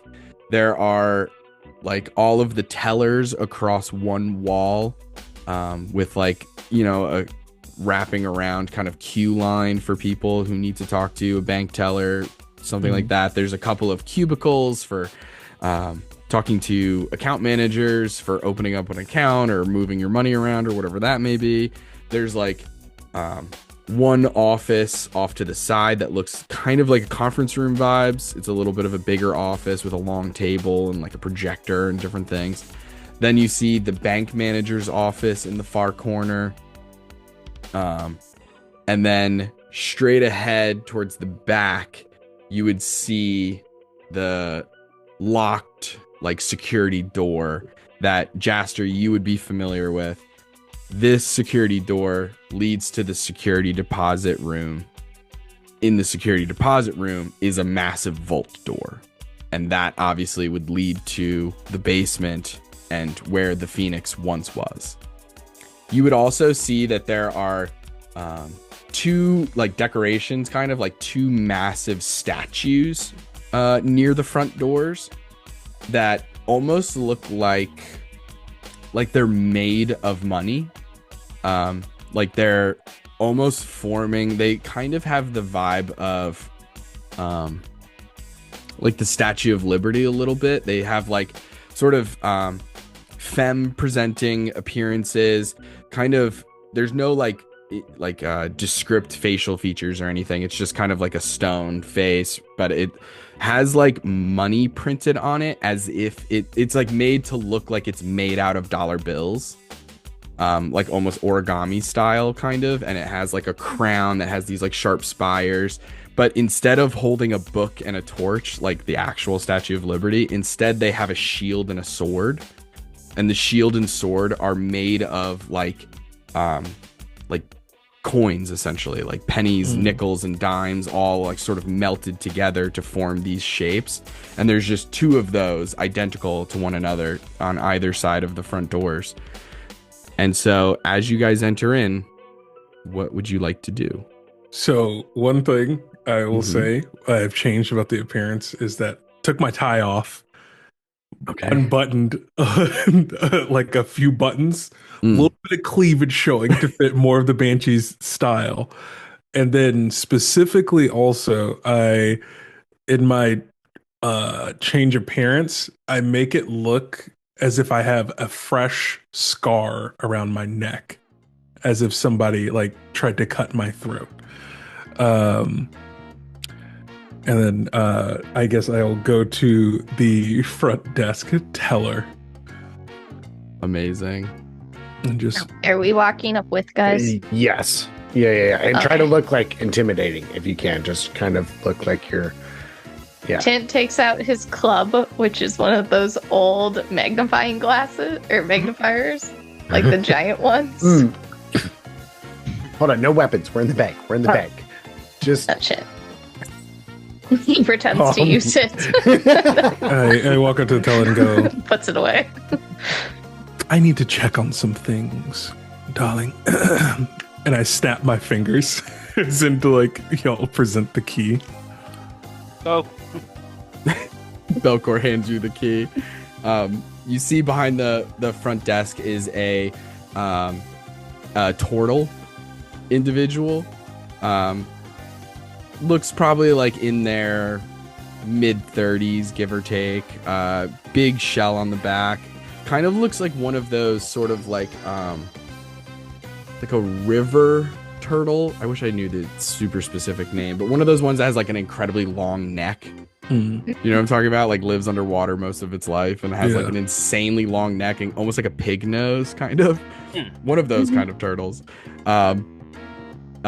Sees you at the front and goes, yes, ma'am, I absolutely can help you with that. It appears that you are trying to access your safety deposit box. Is that correct? Yes. Incredible. I see you already have the key. That's good. I do need another form of ID, just to corroborate your identity so that I can match things up on our end and get you into there so you can get your stuff. And I lean in very closely and just go, can I ask you a question? they're not wearing glasses. Of course. Yeah, sure. You know who I am, right? Well, I see me around. I've seen you in here. Yes, of course. So then you should know better than to waste my fucking time. Sorry, Justin can't handle this scene. Make a, I suppose, intimidation check. You can make an argument for a different one, but it feels like intimidation's fine by me. Yeah, it felt like that was what you were going for. The 23. Woo! Incredible. Get fucked. He goes, oh, well, I meant no offense, of course, I'm just trying to follow the protocol, the SOP, as it were, the standard operating procedure. But, of course, I can certainly help you out. Follow me, ma'am. Thank you, darling. And he excuses himself and kind of has to walk around the long wooden glass windows and stuff like that of the teller desks, and eventually makes his way out to the actual like floor of the bank and says, just right this way, miss. And brings you into this towards the back of the bank. You see that there's like some kind of code system that's required. He pulls out like a very specific scanner card and like scans it and punches a couple numbers in, and that first door opens. It just kind of, other than the security measure, it kind of just looks like a normal sized door. Opens that up, and that lets you into a rather small room, probably like 10 by 10 or something like that, where the two sides of the walls are covered in security deposit boxes all over them. And then the back of this extra room has just a absolutely massive vault door. And so lets you into there and says, well, I have the bank's key. If you could just present your key, and then we'll just unlock this together, and I'll leave you to it. Go on, unlock the door for me. Oh, kind of met gestures at Belkor, just playing up to like, I don't do anything by myself. You have to do everything for me. Okay. So we just put it in and turn. Okay. And that's all unlocked. And it has like a little mini door. Once the two keys are turned, the mini door sort of, you can see, unlocks, and it doesn't open on its own, but it kind of just unlatches. He takes out his key, puts it back in his pocket, and says, well, you have as much time as you need in here, and once everything's all set up, you are good to go. Okay. Have a pleasant day. Thank you for banking with us, as usual. Thank you, darling. Oh, gosh. Okay. Well, I won't forget this. Oh. All right. He sort of fiddles around a little bit, looking extremely like nervous and sort of just like flustered and smitten. And he heads out, closing the door behind you. You hear the door sort of lock from the outside, although you would be able to open it from the inside, of course. All right, guys. What I Let's will see what's say, going on. what I will say, and Jaster can corroborate this, there is a security camera in here. Yes. But it's not like in hiding. It's not hiding. There's or a camera anything. there. You see a and then there's camera. one right there. This is like they're all over the place. I wouldn't be surprised if there was a couple hidden in some of these vaults. And just remember, your faces are all on camera. Oh, that's great. Told you, I've been in here before. So yeah, we'll go to see what's inside of this safety deposit box. Should ask that guy out. He's dead anyway. Amazing. Who is opening who's actually pulling out the security deposit box? I mean, I guess if I open it, I might as well do this. Oh, okay. No, not Tint. Oh. Might not be able to reach. Oh. Yeah, Tint and I are both a little vertically challenged. Yeah, I guess since I opened it, I guess I'll pull it out. Incredible. As soon as you open it up, Belkor, you pull it out, and as soon as you pull it all the way out, a spell shoots into your face. No! Oh! But luckily, Dispel Magic doesn't do anything to you because you don't have a spell cast on you in this moment. So you're fine. And John Smith's illusion, or not illusion, alter self spell maintains because he didn't open it. Oh my goodness. What a good call there, John. Yeah, that was totally on purpose. He's like, I've been in this situation before. So, You think we can stop at like a hot dog stand after this? Sure. But what about the meatloaf bite? I already ate that. inside of this security deposit metabolism box, of there's a little tiny table in there for you to like actually set the thing and pull your stuff out and stuff. And as you put the security deposit box on the little table and start rifling inside, you do see the remnants of a spell trap, which was the Dispel Magic. That way, if anybody used some sort of illusion magic to make themselves seem like this person, that they would instantly be caught. Unfortunately, It does depend on the person with the spell opening the box. Oh well. Always bring an entourage. Thwarted again. Inside Supported by this, great roleplay. yeah. Inside this box, again, we're playing fast and loose with like money, but we'll say you find a ton of money in here. Okay. But also, you end up finding a couple of things. One of the things you find is a revolver, like a 6-shot revolver, in there with a case of bullets. It has a couple of engravings on the actual, what is this? The revolver guy? Revolver, What is this part of the revolver cylinder. called? The cylinder. Cylinder. Okay, yeah. cool. Oh, the barrel. Yeah. This part that moves, that you pop out That's- and pop the bullets into. The cylinder. Yeah, we're all saying the same thing. Done. The cylinder. It's got some crazy engravings on it and stuff like that. And if you open up the case full of bullets, you see that there's only 12 bullets, but in pairs of 2, they're colored differently, almost like shades of the rainbow, kind of. Like there's 2 blue bullets, 2 red bullets, 2 yellow bullets, like so on and so forth. And so there's that.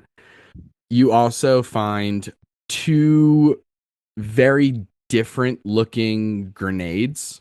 One of which looks like it's almost constructed of like, it's like a gold and brass cage, and on the inside is a glass inner chamber full of a golden liquid that gives off a faint glow. And so when you throw the grenade, the glass shatters. It's like set up that way. So you're not thinking, without like using any magic or investigation or anything, you don't think that this is necessarily like a frag grenade or something like that. This is clearly something magical is sort of going on here. The second grenade that you find, I'm going to say Jaster and John, for totally different reasons. John, can I have you make a history check? Jaster, can you make a Tinker Tools check? Yeah. Not great. Only an 8. An 8. Yeah, without either showing this to like one of your contacts or something like that, it's not a device. Maybe this is just a device that you didn't use often in your work. And so it's kind of eluding you at this moment. I got a 23. 23. Jaster, this is an EMP. Oh, nice. Yeah, you can short out all electronics within like It's not that powerful of an EMP. So before you say a range, what I was Like in this room. yeah. It's like the actual In all EMP of Sphinx itself. City. Yeah, no, it Shut down the only- whole goddamn grid with this thing. It only has like a 10-20 foot radius Okay. of effect, but you could throw it like 30 feet. Right. Yeah. So and it's then like it would- it's a grenade Yeah, that can it's like a small scale EMP. gotcha. And then across any evil robots. and then just to keep things simple, I'll even say that you kind of can figure out what the other grenade is. okay. It's a healing grenade. Oh, nice. That's very handy. Yeah, 5 foot radius. Everybody essentially in that 5 foot radius who gets hit with it, common healing potion. Just boom. Nice. 2 grenades, one or like an EMP and a healing grenade. This revolver with these strange bullets, and then the final piece in there. You see a small piece of origami in the shape of a unicorn placed in the box. Does anybody unfold the piece of origami or do anything with the unicorn? I think we should take it, but probably investigate it out of here.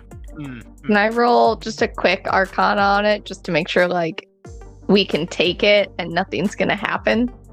Yeah, absolutely. I think I've got arcana 16. I'm a grandmother. 16. It's not magical at all. Oh.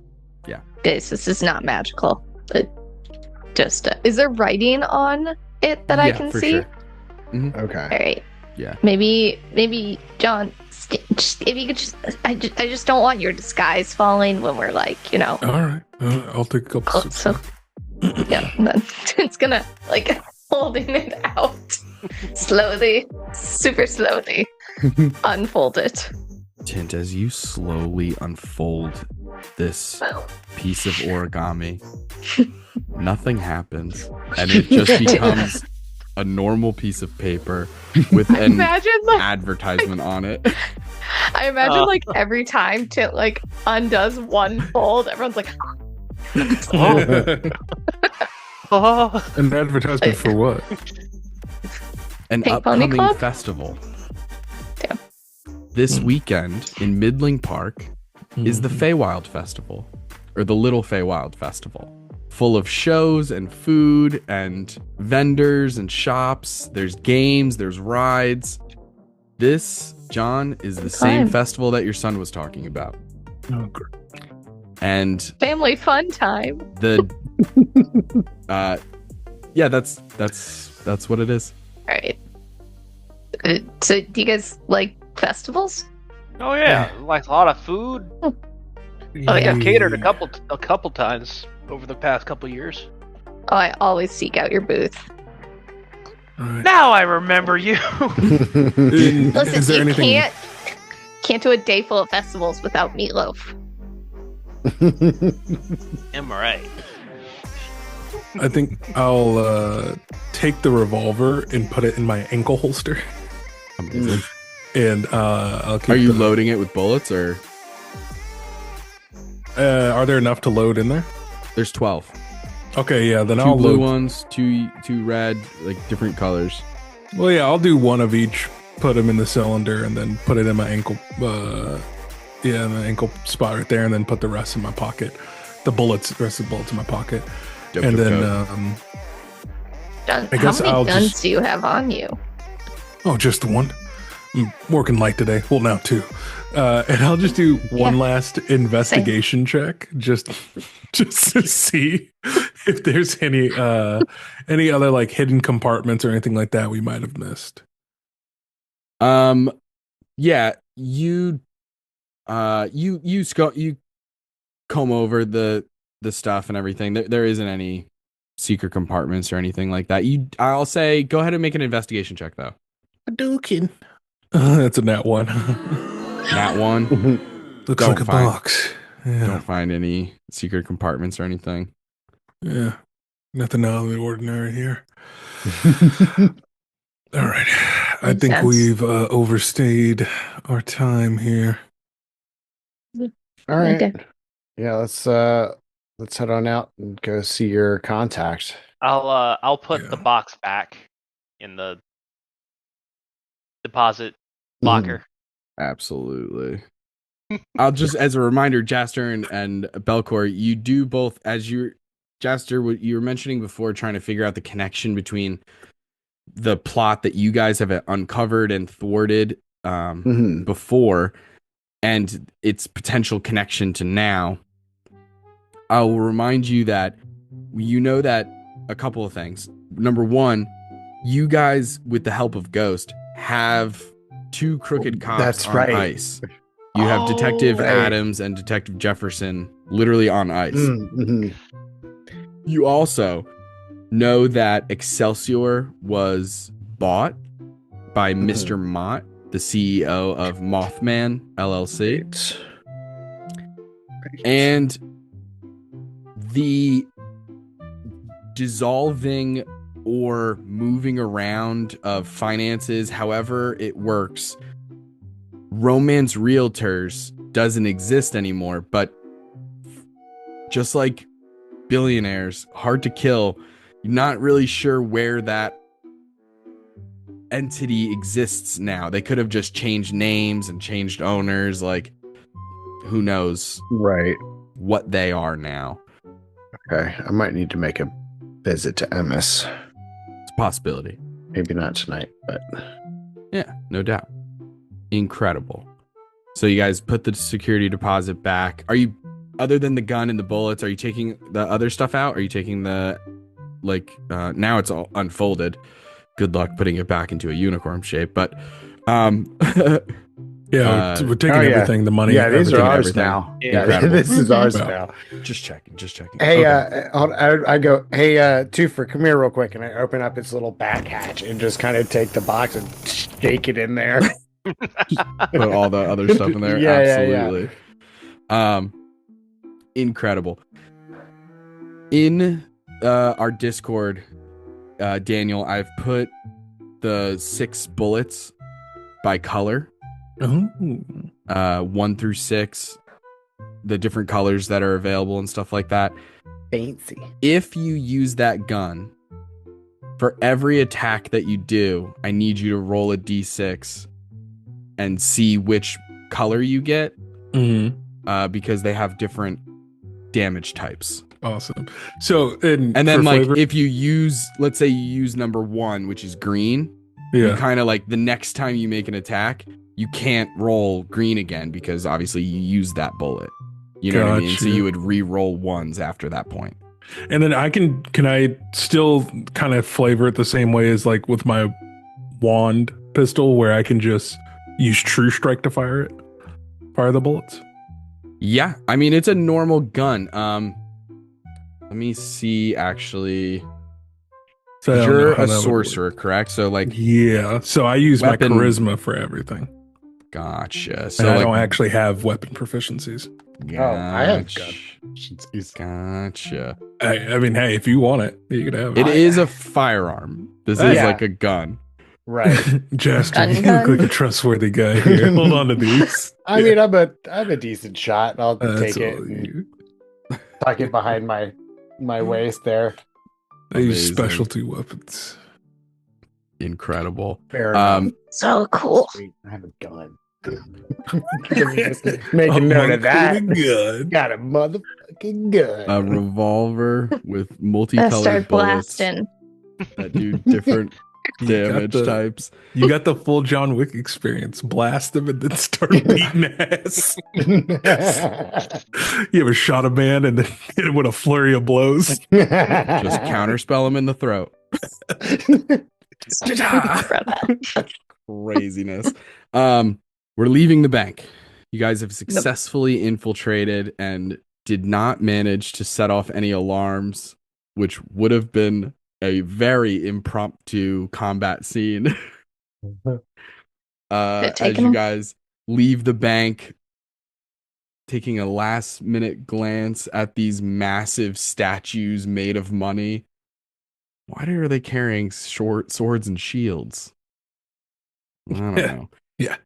Head out. And where are you guys heading next? To the hotel. Yeah. The hotel. You guys go a little bit across town, head over to the Upper West Side, and head into a 100-story tall hotel. The Interconfidential Hotel. As you guys enter in, there's a beautiful patio, kind of situation in the front of the actual building, just potted plants, or even potted trees, a couple steps into the actual building itself. Incredible circulating revolving doors. The lobby is spacious. It has high ceilings. There's a lot of velvet on the couches and stuff. There's beautiful water features. You see off to one side a bar that's actually set up that has an incredible bottle service thing kind of behind it with bartenders and stuff. But then you see the concierge desk. And John, that's where you see Briar Darkclaw behind the desk. She is probably in her probably in her early 30s. She is a shifter, which is a ancestry in D&D. So she has sort of feline features, but kind of slightly closer to human than tabaxi.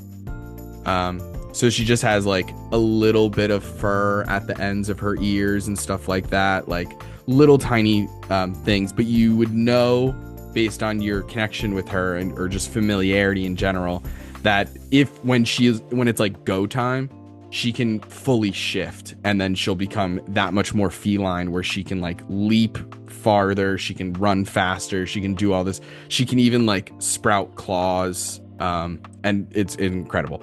But she is currently like has her hair pulled back like incredibly tight into a low ponytail that's kind of going down her back, and she's wearing a really smart looking blazer. Kind of, it's obviously like her work uniform sort of, so it's really just blacks and whites. She has a collarless white button down shirt in the front with like a black blazer over top of it, and she is just patiently standing at the front desk. Hello, Briar. Long time no see. John, it's a pleasure. How are you doing? Retirement's kicking my ass. I believe it. I told you it would. Listen, I'm not working again. I got something personal I'm trying to sort out. And, they managed to find me. Really? Yeah. Interesting. Old crew, too. Banshee and all of them. Really? The royal flush, as it were. Yeah. Interesting. I thought that most of them died. They did. Then they came back. And then they died again. Oh, that's some necromancy bullshit. I don't fuck with that. You know me. I go low magic. Exactly. Well, that's gonna happen from time to time. But I'm sorry to hear that they found you, sort of messing up your retirement. Tell me, these people with you, you trust them? Yeah. Kind of looks past you, looks at the others. Yeah, they're part of my pottery class. She just kind of gives you all like a solemn nod. John, you would know Briar is borderline a computer. Like, just has, similar to you, was raised by a assassin organization from like 9 years old. Like, orphaned. Her entire family was killed by a rival thing. She was raised to do this and is like lost aspects of her humanity, if you will. And so she is like so business oriented in that regard. And so she looks at them. You guys all wave to her. She just kind of goes, But, So what can I do for you, John? Yeah. 2 things. 1, I need information. 2, I actually want to hire a couple of people, possibly you. Interesting. I'm quite expensive these days. I've sort of moved up in the echelon of our business, but everything comes with a price, John. Yeah. You know the deal. I need to figure out who Banshee was working with, or if I can get pointed in that same direction. Also, and I pull out the money that we got from the safety deposit box. Their families. I need somebody watching them for the weekend while we're away. We can't be protecting their families, so. Got it. All right. Well, I can certainly help you out. That's no problem at all. We go way back. One of my closest friends. Anyway, let's get down to brass tacks. Do you have what I need? And you know that she's referring to that, like, special currency that you snagged out of your briefcase. Yeah, like when you I got pull your out get this up together. separate coin purse, and it's a whole bunch of very old coins made out of electrum, which is like a defunct currency now. So no one uses it except people who are part of the ancient ways and traditions.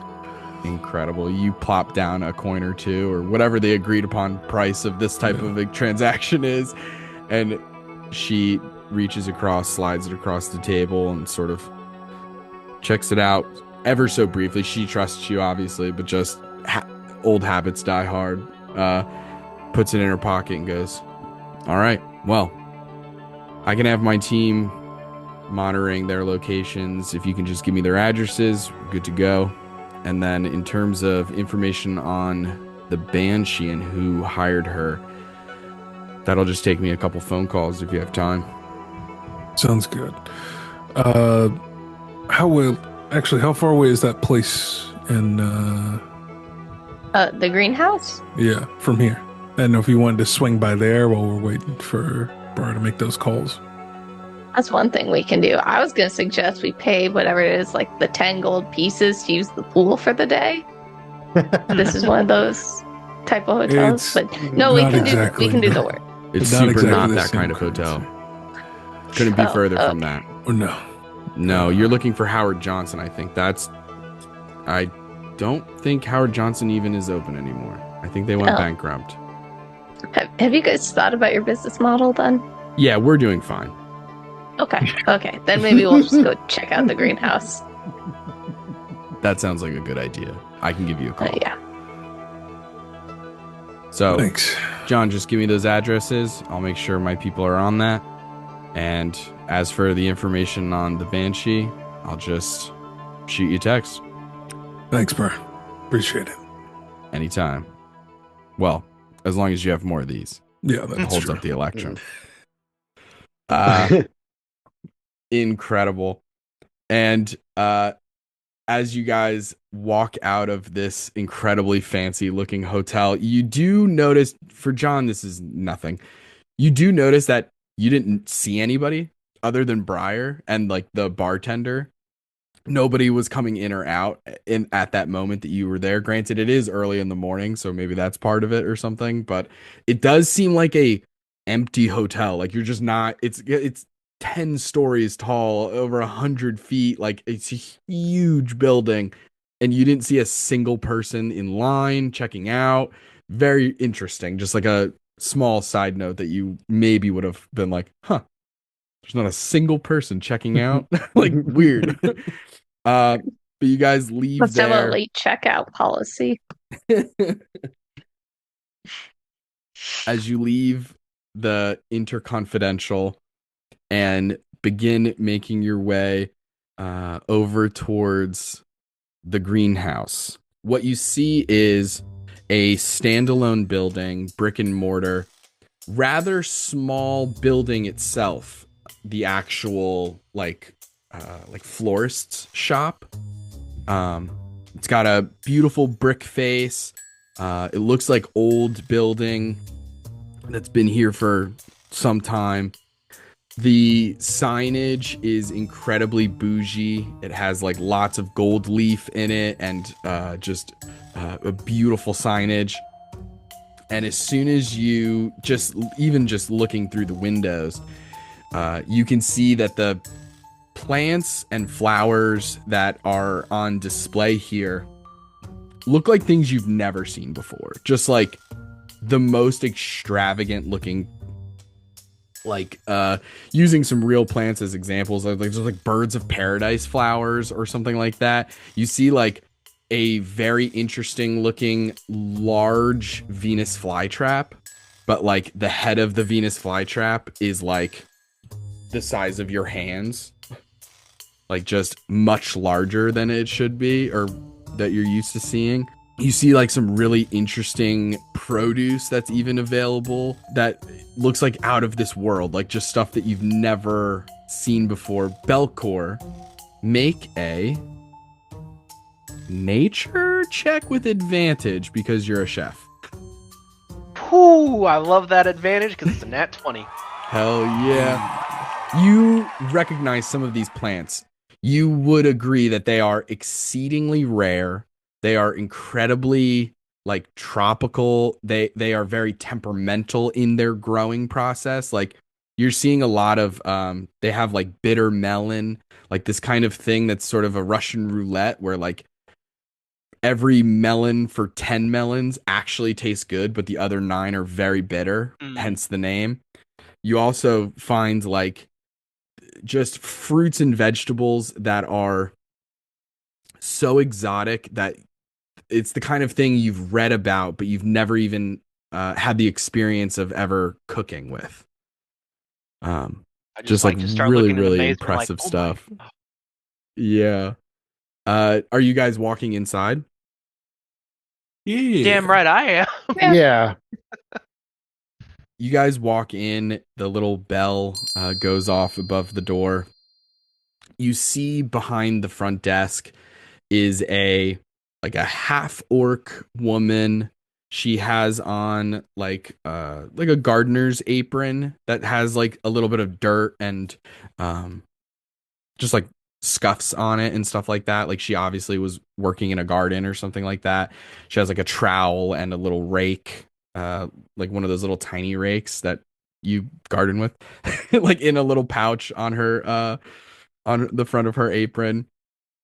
Her hair is sort of she has like the straight line bangs with like a bob that sort of goes a little bit past her shoulders, and she has like that sort of light greenish skin.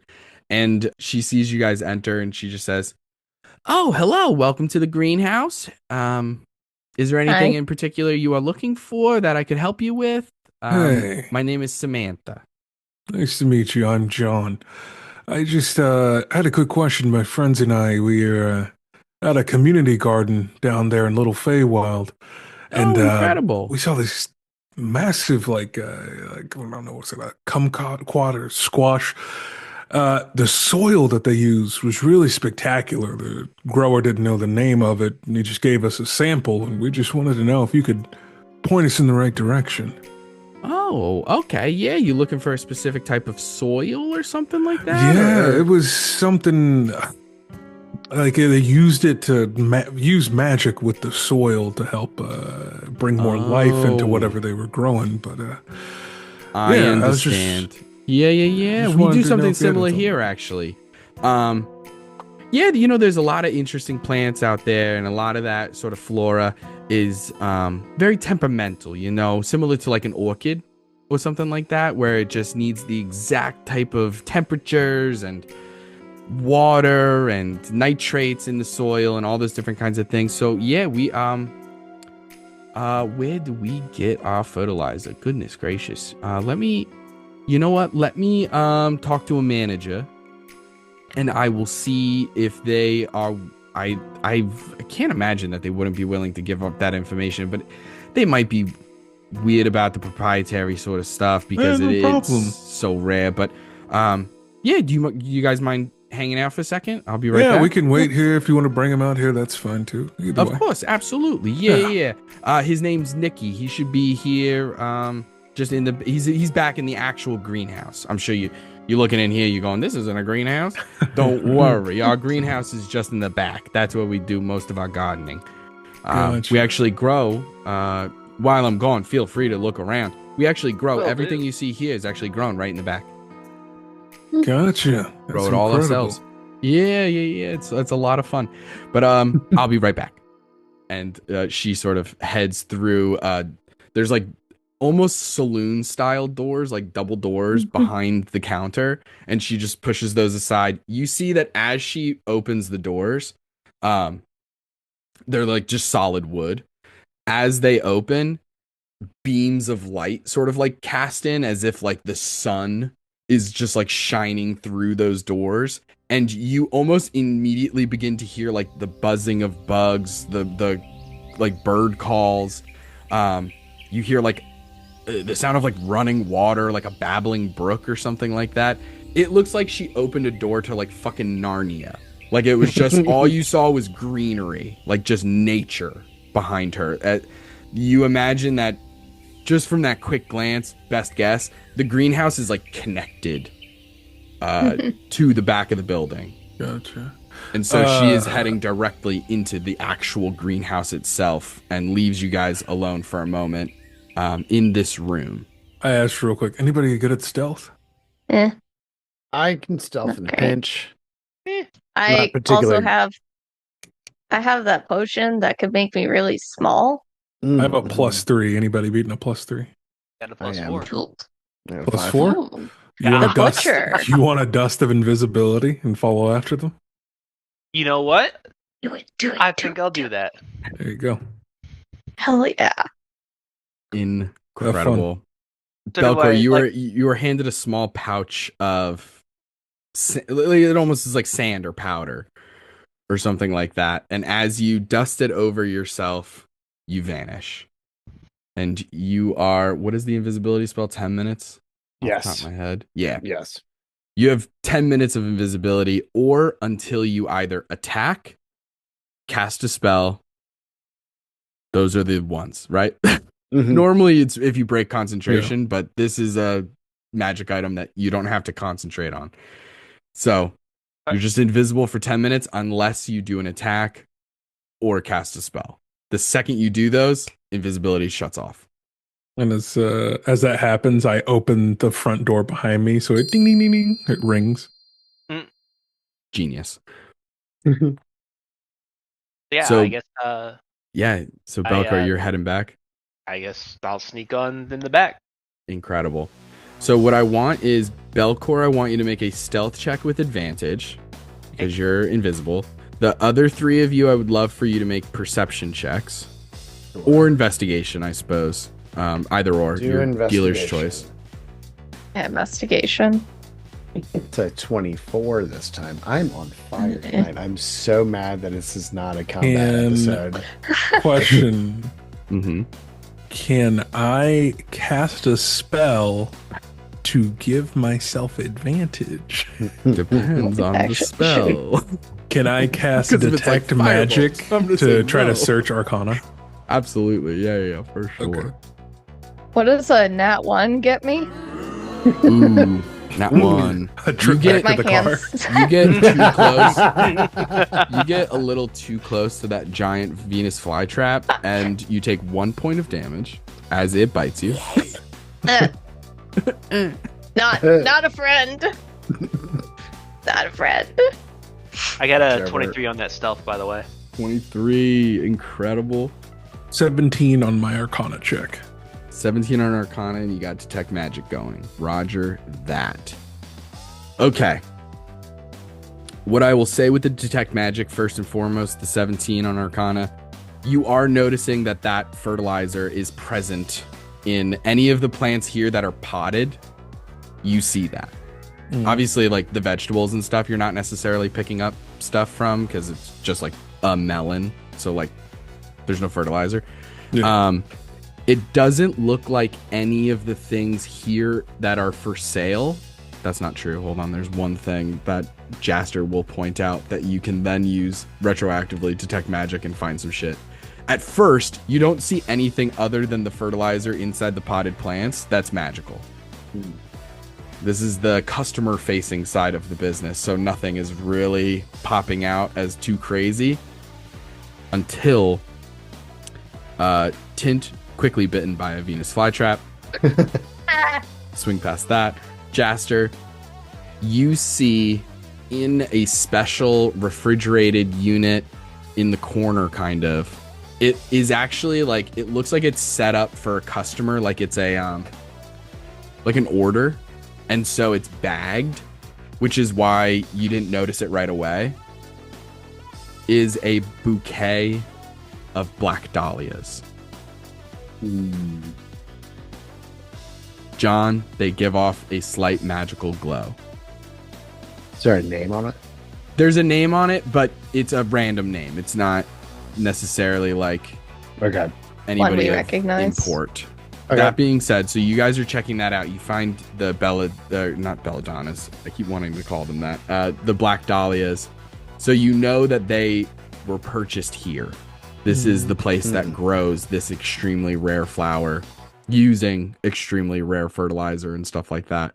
Belkor, you enter into this greenhouse. As soon as you go through the double doors, you find yourself inside of a massive like atrium.